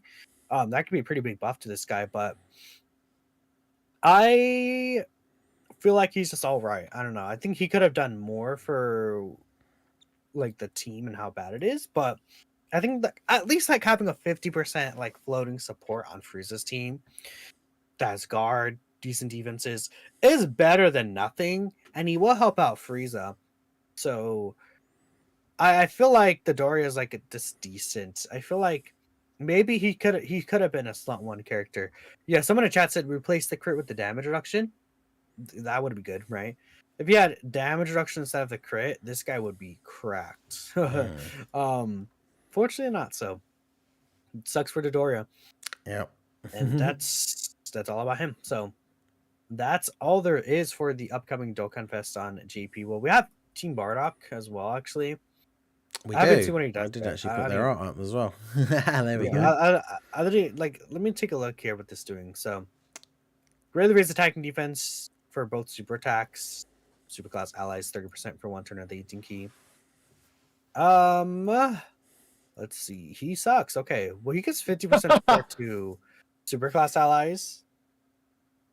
Then that's kind of it. He like gets base stats like 50% attack on super, 50% attack and another super if there's a Team Bardock ally on the turn. T1 and 20% attack and defense up to 100% per Team Bardock category or for Team Bardock category allies. So hold on, let me see what this is actually doing here. Yeah, I will say, by the way, while you're looking that up, I think it is funny. I'm assuming probably when we get the actual celebration details for this, since, you know, we still literally know nothing. Yeah. I would think that we'll probably get that final dupe for Bardock. I was going to say, 100%. Yeah, like, could you imagine if they... That is in the missions. That is in the missions. Okay, I was going to say, could you imagine if they forgot? So he gets an easy A and you can literally only have him at 90%. Like, yeah, like how he came out. He came out 4 years ago, by the way. Jeez, that's crazy. That's so crazy. No. But yeah, we got the final copy of the missions. But yeah, no, he sucks. He doesn't really do anything. Hooray! That is unfortunate. I mean, to be fair, I suppose he'll probably be fine for like the free-to-play content that you'll be running him on. But good for like a Infinite Dragon Ball history. Yeah. It is interesting too. I know you tweeted about that we're getting that LGE mission for Bardock Squad. Yeah. So I mean, he'll be good there.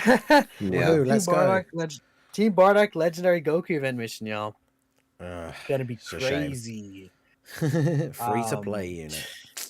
I love free to play. But that's it for that Team Bardock. Now, so there is Easy A2 that we mentioned a little bit earlier. Super Extreme Z battle, right? I just want to hear from y'all again. We know basically what it's gonna. Well, we don't know much about what it's gonna be, but we know the idea where it's like, okay, they're gonna get us another step of an Easy A to an existing Easy A character. What is your most anticipated character to see? I just want to ask all three of you. Oh God, all three of you. What's you asking including yourself? Yes. Bro's talking to his demons right now. I want to ask just all three of us. I want all of us to get an answer. It's tough. Like for Extreme Z Awakening, like I have to literally pull out the tab. I mean, ironically enough, I know the answer, but it's just because it's so easy for me personally. Okay. Then what's your answer? I mean, he's the first Easy A. You already know I'm a Super Saiyan 3 fan. AGL 3Ku, right? Okay. Like, see, he, you know, why not? You know, the funny thing is, I feel like someone asked me about it today on stream. Like, I feel like that'd be really boring if it's just like the first Easy A is then the first Super Easy A. Like, it would make sense as well, but I feel like it'd be kind of meh. One that I would love to see because of multiple reasons. Firstly, his Easy A sucks. Secondly, he's a super cool character that we don't ever get in the game. Like, it's random that we even got him in the first place. Super Saiyan 3 Broly.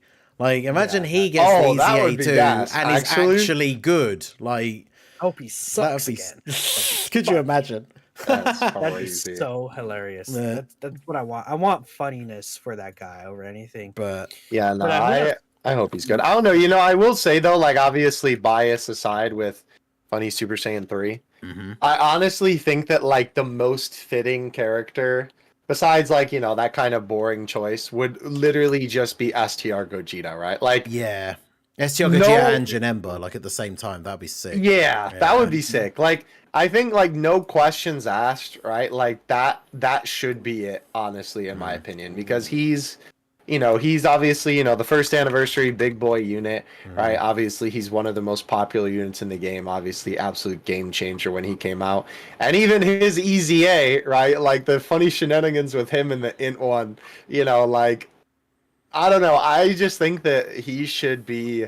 Um, you know, I think that it should be him, right? I feel like in my mind that really only makes sense. I think one of the things I would like to see is EZAs have obviously become a thing where we expect one or two or more in each celebration, and we're kind of going down a list almost, because we know now they don't go as much in like date order because they are more happy to tie them into the themes of the celebration and stuff like that. But honestly, I think it would be great if the EZA 2 we only got one like every now and then. Like maybe we get like less than 10 in a year, but they make them cracked and they pick like really hype like choices for characters, like doing Str Gogeta and Janemba. And stuff like that, like that, or you know, doing the original STR Super Saiyan 4 Goku and AGL Super Saiyan 4 Vegeta again, and stuff like that, like the anniversary characters, for example, kind of like they're doing now with the anniversary, where they like EZAing previous anniversary units and stuff like that, rather than just go down the list and start giving every character that's got an EZA and EZA 2, just like pick out the ones that are kind of like the big hype picks and then make them really, really good. I think that would be awesome. But honestly, that would also probably be better for like just overall with the game, because obviously like it's kind of weird to say this, but they're sort of running out of characters, the EZA, right? Like I can't believe we're at this point, but I mean, you know, it's they're basically like plus it's weird because if they start tying them into like celebrations and stuff as well, like imagine you get an EZA for, I mean, I guess that's hard because I'm trying to think of one off the top of my head where they have the same name, which I guess doesn't even really matter. But it's like, imagine they release a standalone new Super Vegito, but then they like EZA 2 AGL Super Vegito, and it's like, it kind of just brings back the same issue as like EZAs have in the past. I guess the most recent one is obviously like Dragon Fist Goku, right? Finally got his EZA in a celebration where the new unit has the same name as him. Right. But yeah, so like I think that would actually be something that would be really cool. It's like just make them rarer and then don't go down the list and give every single character that's got an EZA another one. But just, and then they can extend it for longer too. The only thing about that is it's like you're saying like, okay, they only want to do 10 a year, and it's like they're gonna be like big hype choices. Head, you know? Well, yeah, but it's like if it's like the big hype choices, then it's like, you know, what are they gonna use I don't know, freaking AGL Super 17 or someone like that, where it's like a less hype character. I think that unfortunately what they're probably going to do, and I think that's what you assume they are going to do rather than what you want them to see or want them to do, is that they're going to potentially be just like a replacement in some celebrations for upcoming EZAs. Yeah. So that they can lengthen the existing EZAs that are left that are catching up to, because like last year we had EZAs from like 2018, and then now we're like, did you hear my stomach growl? I don't know if y'all heard that. Okay, good, because my mic, I saw my mic turn on as like my stomach growled right now, and I was like, oh, that's not good. But okay, so with that in mind, they also did say that they wanted it to, they didn't want to do like EZA 2. Because they don't want to run into the same issue where they EZA the character again, and then the character ages out, right? Eventually. I mean, that'll happen regardless. I mean, I think that EZA 2 may be just different than what we're thinking it could be. I want to keep that in mind as well. Like, what if it's a thing? My idea for like an EZA 2 with that in mind is like, what if it's like a thing where over time the characters would gradually like unlock, like their stats would somehow be a sliding scale increasing over time, like, and then it's like even as time goes on their stats will continue to increase, and then they'll still keep up, like in their passive with like the current state of the game in some way. Is what maybe that's could be something that they went with, but it could be a thing where it's like they gave up and they're just going to easy A2. Yeah, it's weird to think of because, like, obviously you got to remember at the end of the day, like the very core of the game is like a gacha game. So if they make an easy A2, a good unit that can then stay good for longer, it discourages people to spend money and summon for the new units. But that's I don't know. But that's what they said. They were worried about these characters just aging out again. And it seems like they don't care. Yeah, it's weird, right? But like it's a weird thing for them to say, right? Because even when a new unit comes out, it's gonna age out eventually, right? And then we have to wait for them to get there. But also that goes against like making the money because like realistically at the end of the day, enough money. I mean, they still make more than enough money, but like obviously there's people who don't have these old units who easy A, right? Or like on the banners, like obviously, right? For example, on the new banner that we just got, right, on JP for Buuhan and Vegito. Fizz Super Vegito is on there, right? He's the third unit on that easy banner. And like I am telling you, I already know people who don't have that like unit, right? And who have been playing the game for a long time. And realistically, funny enough, I was talking about this with some of my friends yesterday, is that like a lot of the time for these older units, that is the only way to like pick them up again. When it comes to this type of thing, is the like easy A banner, right? Because like when was the last time Fizz Super Vegito was featured on a banner? I don't remember. But let me take a look here. But regardless, though, like was for Vegito, was it on the 7th anniversary? Was it 7th anniversary? I can't remember. He was on the STR Super Vegito banner. Yeesh. What? Yikes! Really? So can't be that long. He's not his own easy banner. Yeah, apart from that, obviously. Because funnily enough, I remember actually that's how I got the last copy to Rainbow AGL Super 17 was off of his Easy A banner because he hadn't been on a banner in a while. So yeah, it's crazy. Because I think it might be different on global. Because JP that's true on Super Vegito's banner. I think though it's kind of a case of the whole reason why I bring that up is because if they were to do that, right, where they have a thing where like it's like a gradual growth for a unit, right, rather than just like bam, they're there and then that's it.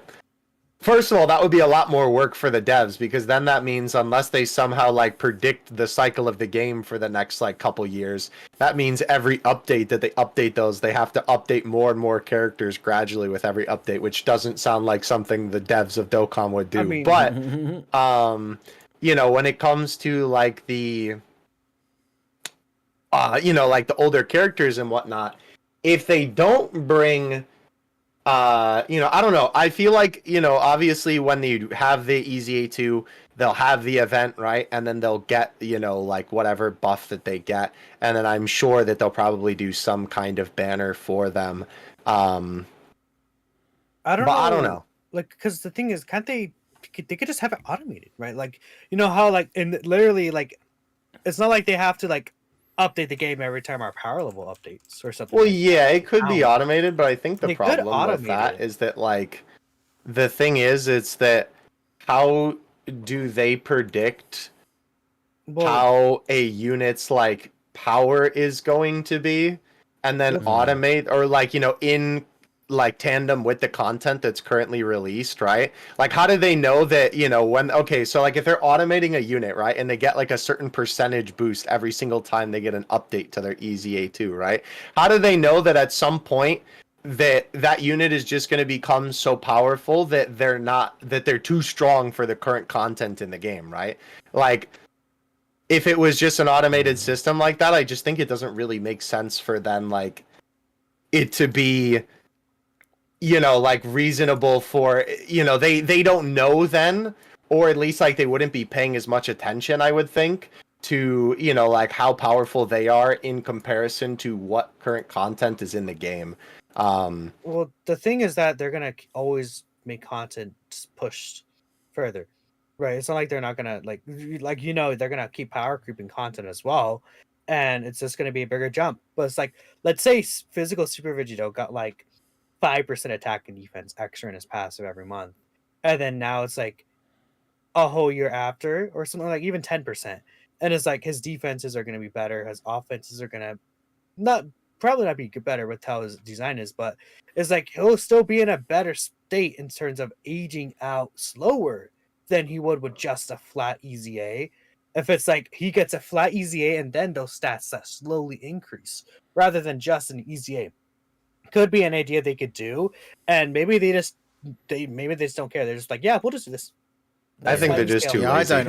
I don't see them doing anything that complicated. I think it could be interesting, but I don't think, like, I'm not saying that I think that they'll do it. I think that's something that they could, like they probably even thought about that. Like, how are we going to make these characters not just age out eventually, right? If that's something that they literally brought up. But we got off topic again. So that is it for those topics, but we do have the best topic ever, your favorite topics here, favorite segment as we call it, the trash take segment here. So this trash take, I of course picked this week as the main host, and this one is very fun. This one is actually interesting. I want to say, because he did say in the chat he has put an extra reply. I haven't seen it yet, which does, I think, kind of change the context a little bit. So I'll let you get it up and then obviously read out both parts. But I'll put it up on I'll put it up on the screen now. Here we go. So this take is from Lazarus, who's in the chat right now. Lazarus says, I think that them releasing units that are not 9th anniversary level is a good thing, because having too many units like what JP got will make the game too easy and boring. Now, considering what he's saying here with what JP got, this is definitely a global player. Because you're saying that wasn't meant as an insult like usually, but it's like, you're saying like what JP got, right?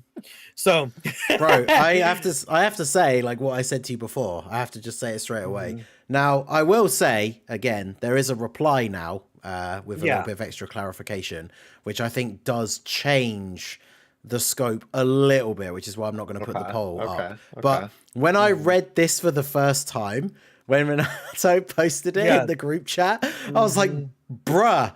So basically the take is bad units are good, actually.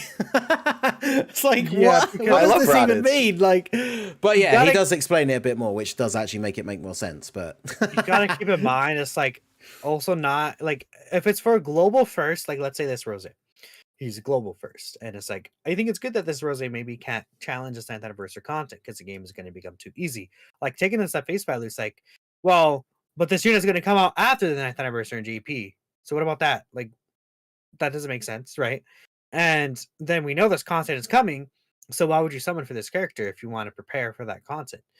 I just think that, again, at face value, I think this is a terrible take. Like, oh yeah, let's make these units not as good as they should be because it makes the game less easy.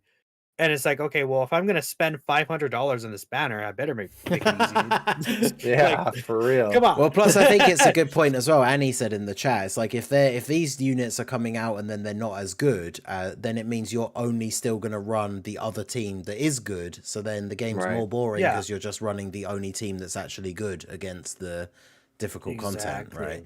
But yeah, there is the reply, which I'll let you read out. So we're gonna read the reply right now.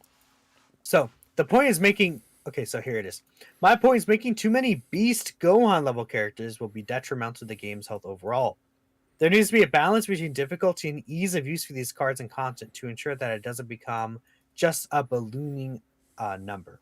So this brings into context that, Beast Gohan level of characters, making too many of them will be detrimental to the health. And that, they want to make sure that, there is a balance between that. Now, reading that, my first thought is, no one else is on his level. So, like, you're saying 9th anniversary level and then bringing up Beast Gohan, is like, Beast Gohan is... He is the 9th anniversary level. I mean, he is the highest level in the game, but most of the 9th anniversary cards, like, are probably just a tier under him.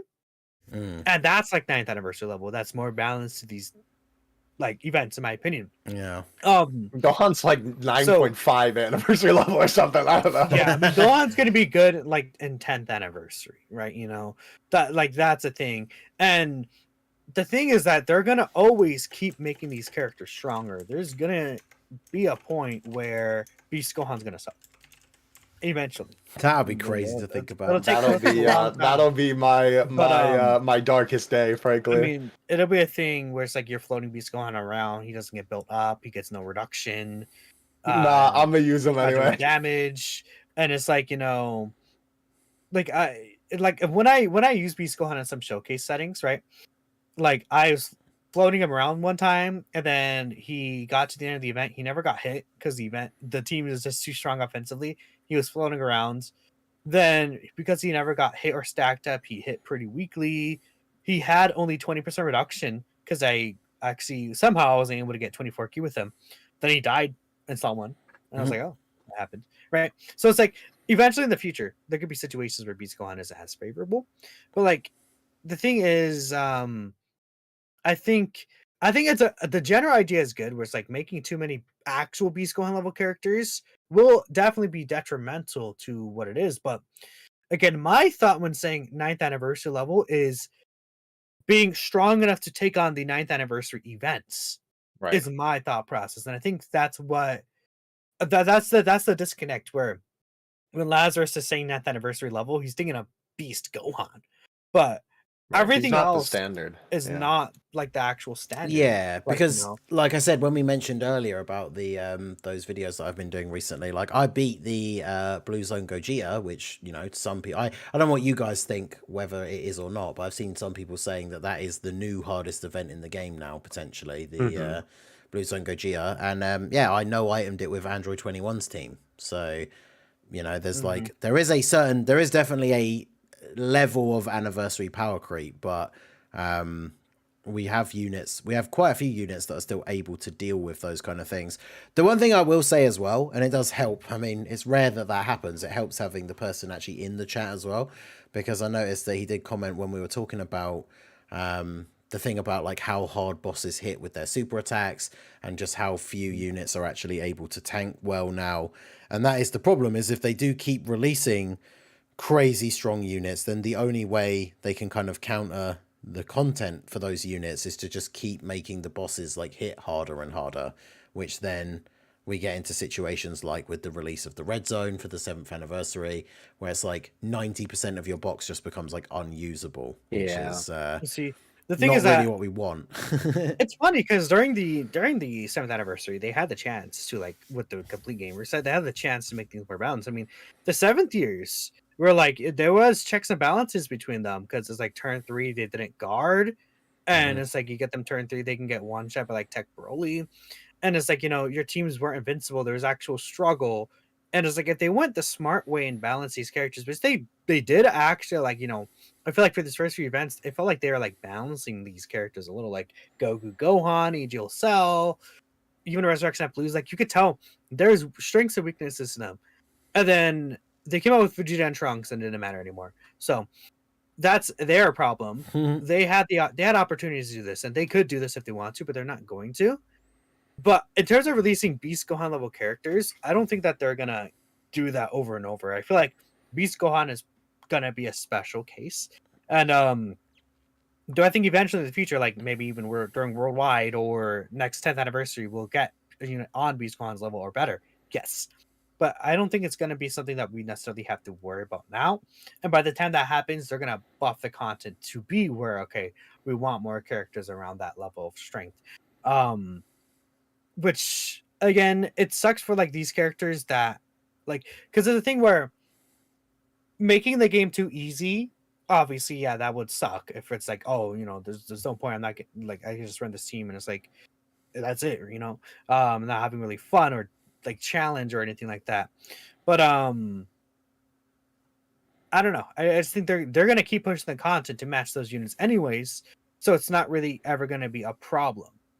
It's only going to be a problem for the units that aren't released as good as they should be. Yeah, I think one of the things that is a problem is like it creates this issue with, I mean, we just talked about Frieza, is with the level of difficulty of the content when it comes to how hard some of the bosses are hitting, it does create this weird sort of like a new unit comes out and then, for case in point, Frieza, it's like the unit doesn't have guard, the unit doesn't have damage reduction, and so then everybody's like, oh, well, they suck because they're just going to get killed by all of the bosses. So it's kind of almost like the opposite, which is why, like I said, without the context, I definitely did not agree with this take, is it's like the opposite. Is every time they release a unit that people then consider to not be meta level, which is not even to do with the 9th anniversary, it's just in general. Like, think about how everybody reacted to like the Tournament of Power androids when the toughest fights in the game were AoEs.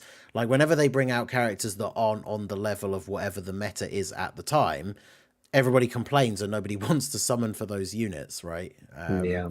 So it's one of those things where I like it when characters are balanced, and I agree as well. Like, I mean, it's why back when they were hard, it's why I kind of like, built my channel off of doing like Super Battle Road no item runs and stuff like that. Is I like having extra challenge in the game, but at the same time, you don't want units coming out that are just, unable to cope with the current level of difficult content. And I think going back to what we said about like the anniversary in general, I think most people would agree, like we said, the actual content that was released during the anniversary, there's been so much of it and it's all been really good.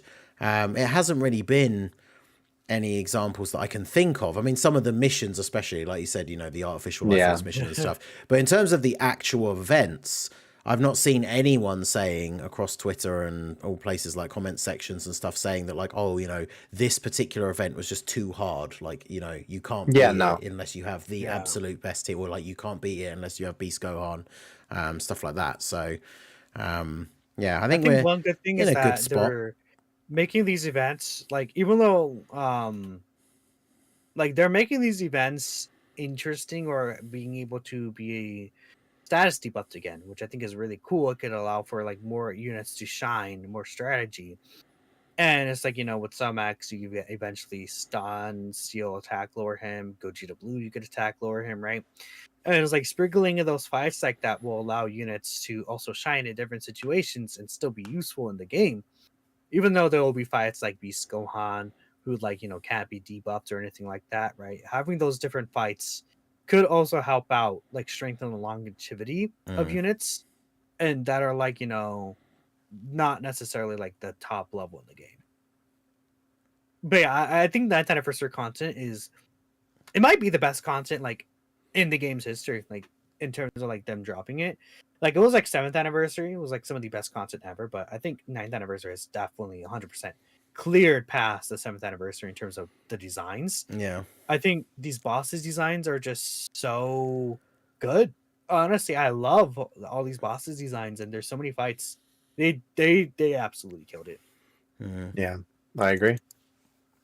Yeah, I think they've done well with event design for a while, for the most part. I mean, the Dismal Future Red Zone is kind of like the blip because of the whole AoE conversation and the units that they released around the time. But because someone mentioned the event in the chat, but even like Cell Max, like when that stage first came out and on the first day, everybody was just like, oh my god, what the hell is this? Like, I remember I streamed when it came out, and all I did on the stream was the Cell Max event, and I streamed until I beat the event, and it took me 3 hours. But like, that's because, as always with these kind of meta changes, it was the same, when Super Battle Road first released, is then people started to come up with interesting ideas for like trying out units that maybe hadn't been relevant for a while, but like had abilities that would be useful against Cell Max, right? Like all the memes, in Hercule making a comeback, Namek Goku, like, and it was, you couldn't just take in, here's my team of the 6 best units in the game with like the 7th anniversary LRs, and now I just win. Which I think is really cool. Like, that kind of stuff is always very interesting. But these bigger bosses in the anniversary content, this is kind of doubles back to what we were saying. It does kind of feel like sometimes you get to that point where it's like you get all the way to the end, and then, like I said earlier, it's like, if they're going to super attack me this turn, it better be this one unit on the rotation, otherwise I might be dead. Right. Like, but again, that also circles back to something we've talked about 50 million times on the podcast. So shout out to Toon with the just use an item, you dummy. They're there for that as well, right? Like, a lot of the times we think about this in terms of if you're doing a no items run, right? Because if you've got a fairly decently strength team and you get to that final phase of Beast Gohan, use a Whis, right? Like, Right. Exactly. I would like, dude. I'm some Max fan was awesome. Like, yeah. So that's crazy. My high speed video, I always bring it up when we talk about Namekoku Max, is that Namekoku team. Yeah, it's like by far my high speed. It's crazy. It's just like, I remember so Max with fond memories because that was fun. Like, trying out like the Ginyu Force team. Yeah.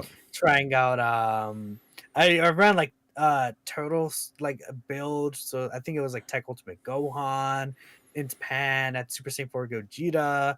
I tried Int Super Saiyan 4 Gohan in there. Yep. Just a bunch of like interesting random units, right? Yeah, it was a great meta. That was pretty cool. Yeah, it was. For sure it was fun. Meta. Yeah, it was like day one. Like I say, it was like, oh god, what is this? Like, I'm bringing in my team of the best units in the game, and I'm getting slapped. Especially because of the way it was so deceptive, where it was like the first two phases were super easy, and then you get to the third phase and you get supered for like 2 million damage in slot 1. You're like, yeah. Wait, what? It's a huge dump. Said, huh? Like, what? Huh? What? That was crazy. Yeah. Good times. But yeah, so just to circle us back here to the topic at hand, like, yeah, I think the way this tweet, the original tweet is worded, it is, bona fide L take. Like I said, when you sent it to me, I was just like, wait, what? But yeah, with a little bit of extra clarification, I do kind of understand like where it's coming from, but I wouldn't say I still necessarily agree overall. I feel like, especially with a gacha game, with PvE, it's different than it is with PvP gacha games. It's not like every new release doesn't have to be the new best unit in the game. But at least they need to be interesting, and they need to be able to compete with the meta level content is essentially what I would say. And just like Minato said, like Beast is kind of a level of his own, right? I don't imagine we're going to see... I mean, we've already just seen, right, like Rose and then Frieza. Like, clearly the next units that are just coming out are not Beast Gohan level, right? So I guess we'll kind of have to see, the Saiyan Day unit, Golden Week, see how it kind of pans out as we go forwards, but... It would be silly if they make every unit Beast Gohan level like that in a vacuum, yeah. Yeah. But I'm not really sure what about it. In terms of the tank, like the take, again, like making every unit Beast Gohan level, making the game easy, I think that is not like a trash take, but I don't know. That's my thought process. I think that making them 9th anniversary level, though, that like making them not 9th anniversary level, that's a bad take. Because by that, if it kind of depends again what exactly that means, but if it means essentially the units are coming out and they can't beat the 9th anniversary content, then yeah, that's not good. Yeah. Yeah. That was cool. So that is it for the trash take right there. And the last segment beyond this is actually going to be the donations and everything like that. So I'm sure Ningen has everything pulled up on the side. Yeah. Want to see your questions. We got all the stuff here. There's a couple for today, so shout out to everybody who did go ahead and contribute. Obviously, we appreciate you guys helping to support the podcast. But yeah, we've got a couple here. There's a few gifted memberships from Socrates, so I appreciate you. Then we have Weeb of Class with the $15 super chat. That is a good name. Wanted everyone's opinion on when they would like the next Buu Saga celebration and who you'd want to see. My current idea is what if Super Saiyan 2 Angel Goku and Majin Vegeta for Tanabata and Carnival Kid Buu. So the two of them together, I'm assuming it's Super Saiyan 2 Angel Goku and Majin Vegeta. That would be sick. And then Carnival that and would be Kid sick. Buu. So yeah, Minato, Kid Buu, please. I know, right? I mean, I want Tanabata to be Super Saiyan 3 Angel Goku. Okay. And then I want the LR to be Kid Buu. And finally give us that. And then Easy A, that Super Saiyan 2 Angel Vegeta. And then that'd be Yep. And then Easy A2 Physical Kid Buu. Yeah. Let's go. That would be sick because there you go. He's a unit that kind of people have gotten away with funny shenanigans for him for a while. It's like if you I can, see you, Vector. yeah, exactly. You know who I meant. But yeah, if you can let him not get hit, then it's like 50% support. It's pretty nice. Yeah. But yeah, Theo, what do you think? Who do you want? I don't know. Like Buu Saga celebration. It's hard to say, right? Because I think it could work for like Tanabata or worldwide, because it definitely feels like we've kind of been like a little dry on Buu Saga stuff. Like they just haven't given us anything like super new in a fat minute. I could see either one. I would, bro. Like for Tanabata, another Super Saiyan 3 Goku after we just got one for New Year's would be crazy. I would be down, but like, I kind of think that they would probably. I don't know. I kind of think it would be worldwide, personally, because I feel like they do something else for Tanabata, but I don't know. I guess worldwide would probably be my pick, yeah. Because there's definitely some other stuff that they could do, for sure. Yeah, because the thing I said earlier, obviously, was Buu Saga for worldwide, do standalone Super Vegito, standalone Buuhan, and then part 2, Super Saiyan 3 Gotenks and Kid Buu. Because that would be awesome. We've already seen, like, from this anniversary, well, not this anniversary, sorry, from the last worldwide, that the part 2 LRs don't have to be 2 characters that were from the same like fight, right? Because it's the the Goku Black Arc Trunks and then Future Gohan. So you can have Super Saiyan 3 Gotenks and Kid Buu, because we've already got an LR Super Buu, which is obviously who Gotenks actually fights. But that would be cool. One thing that would be awesome, which, you know, we kind of start to move into Heroes territory, because it does exist as a Heroes card, but a super awesome What If card, because this guy mentions a What If Goku and Majin Vegeta. Give me a Super Saiyan 3 Goku and Super Saiyan 3 Majin Vegeta duo card. Oh my gosh. That'd be peak. I would love that. That'd be so that good. That would be insane. That would be crazy insane. leader That'd skill, be buff sick. the Super Saiyan 3 category, make the banner unit a Super Saiyan 3 Gotenks. Bring back the That Super would Saiyan be 3 category. amazing. That would be that super would be good. so cool. Yeah, I'd love to see that. I would So like that a lot. Yeah. yeah, so shout out to Weeb of Class. That is a good one. And of course, you know, we all want that LR Kid Buu, maybe one day, and he won't suffer the fate of LR Omega Shenron, but we'll see. Please don't make him bad, bro. So then we have a super chat from Socrates. It says, for me, Easy A2 would make monthly Dokkan Fest easier to summon on. On average, most banners have 1 to 2 good units beside the main line. Yeah, that is one of the things that was always kind of good about Easy A's, especially when we found out in advance that they're going to get an Easy A. It's why the anniversary banners are often so good, because they have characters on them who are going to Easy A.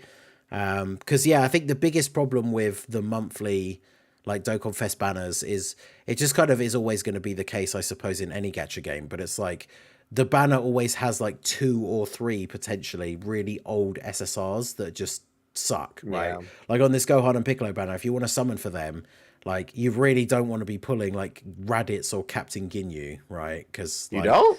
No, I don't think so, unfortunately. Why not? I mean, the funny thing is, I don't know, I'd be interesting to test him out, I guess. But like, the funny thing is, Ginyu could probably not be terrible. It's just the fact that you have to run in with Ginyu Force units, and they're all terrible now. So it's not exactly the best for our boy. And then Raditz was just never good.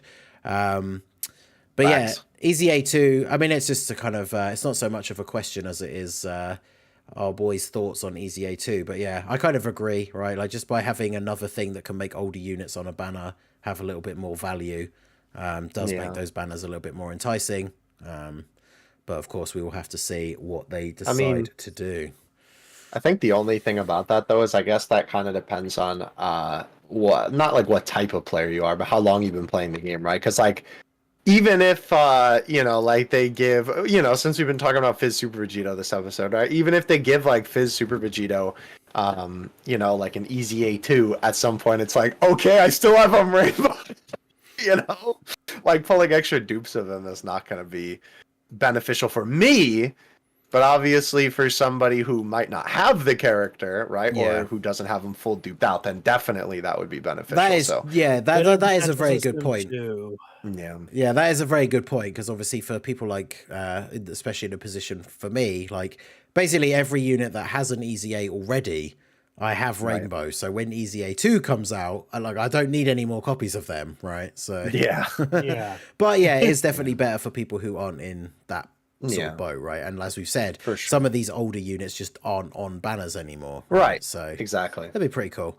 So shout out to Socrates. We have JC Gamer with the $5 super chat. It says, what if they make Easy A2 graduation from banners where every unit that gets a new Easy A2 gets moved into a discounted permanent banner off of normal banners? I mean, they should do that. I think that would make a lot of sense. I mean, that would be a way to fix it. Because Yeah. you're talking about this token assets where it's like, oh, the Easy banners are the only way that they could get those units at this point. And it's like, I was like, that's an issue with like how Dokkan does banners in general, where units just don't return for months. And maybe obviously not with like the brand new characters, but with just in general, if they move them into that specific set, that could be really cool. This actually reminds me, I was thinking about this literally yesterday because I was talking about like the characters who like haven't been around for a fat minute. I'd be interested to hear what you guys have to think about this, because when it comes to like these old units that haven't been around in a while, what would you guys think if like I don't know, like I don't think Dokkan would ever do this because it's Dokkan, but like what do you think about if they added some of these like really old like Dokkan Fests and whatnot to the general pool at some point? Yeah, they 100% should do that, because at the end of the day, when you think about how good they are now, it's like, what's the difference between me pulling, the oldest AGL SSR Super Saiyan Goku and then me pulling like Int Dokkan Fest Ultimate Gohan? Like, who is a super old unit that has an Easy A, but like he's not really usable now. So what is it really gonna? It's not gonna break the game for him to be on non-Dokkan Fest banners. And yeah, I think that would be good. I think that's something that it's one of those things. It's a lot of people. You're not going to summon on banners to try and get a specific like unfeatured unit, but there's always the possibility that just by those units being available, people might summon more than they maybe would potentially. It might be it's like a banner that there'll be a unit that you might be tempted to do a few multis for, whereas now you're like, well, the banner does also have like some of these Easy A characters that I don't have, like. But of course the problem is there's so many unfeatured units that chance is quite low. But yeah, I think it's one of those things. They should return characters that have Easy A's, that Easy A'd within the last like year on banners more, right?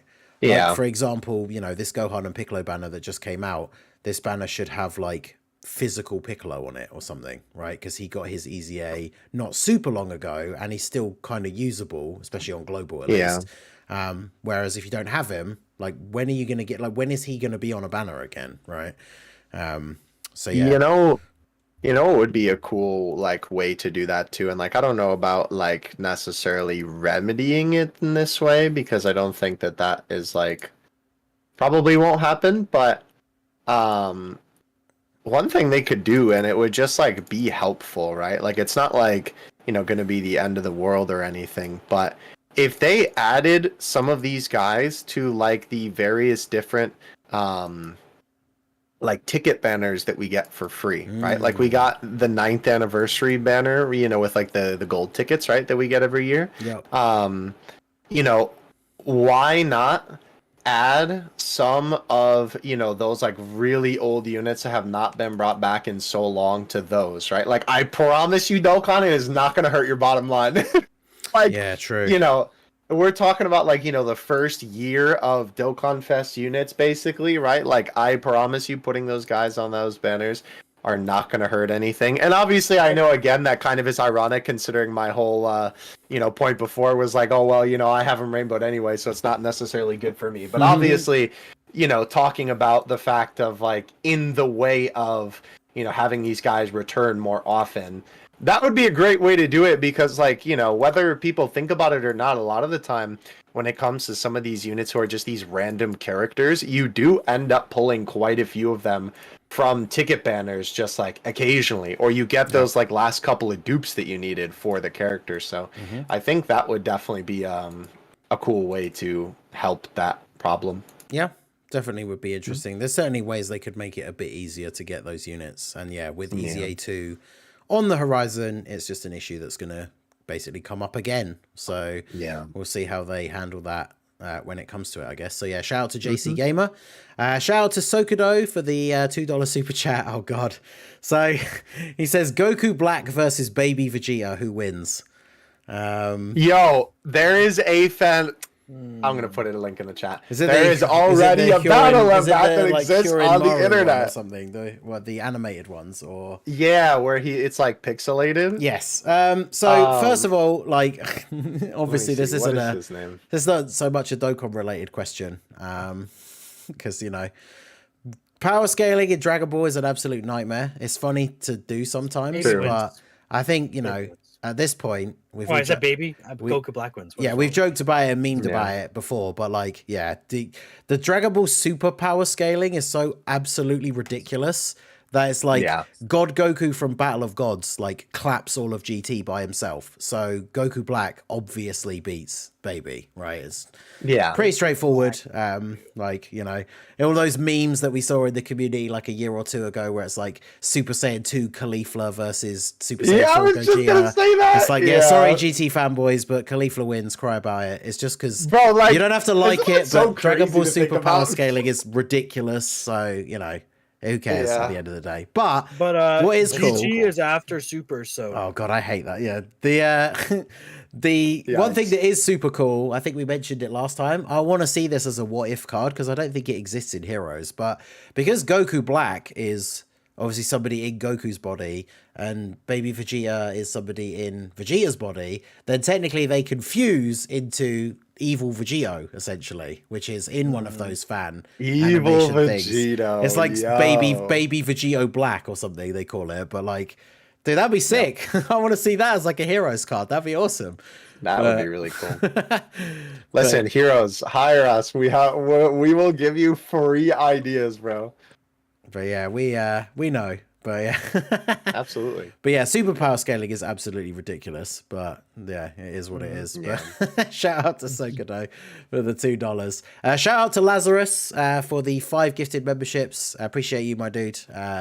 Thanks for taking part in the trash take segment. As always, we always appreciate them. It's always fun to talk about the takes. It's all in good fun. So appreciate you. And then we have Weeb of Class again with the $15. Goated. Follow up to the Majin Buu Saga thing. He says, thanks for everybody's input. The main reason I ask about Buu Saga specifically is how many Easy A's are on the horizon, 5 Dokkan Fests and close to 10 banner units. Yeah, because we mentioned the stuff like you got Int Gotenks and Tech Exchange Buu. There's the Int Super Saiyan 2 Goku and Tech Super Saiyan 2 Vegeta that transform into Super Saiyan 3 and Majin Vegeta, respectively. That we already mentioned him just now, actually, when you brought up the Super Saiyan 3 Angel Goku. There's the Super Saiyan 2 Angel Vegeta LR. Like, there's so much stuff from the Buu Saga. That's why I think it is a good pick still for something like Worldwide, because there's so many Easy A's that we could get.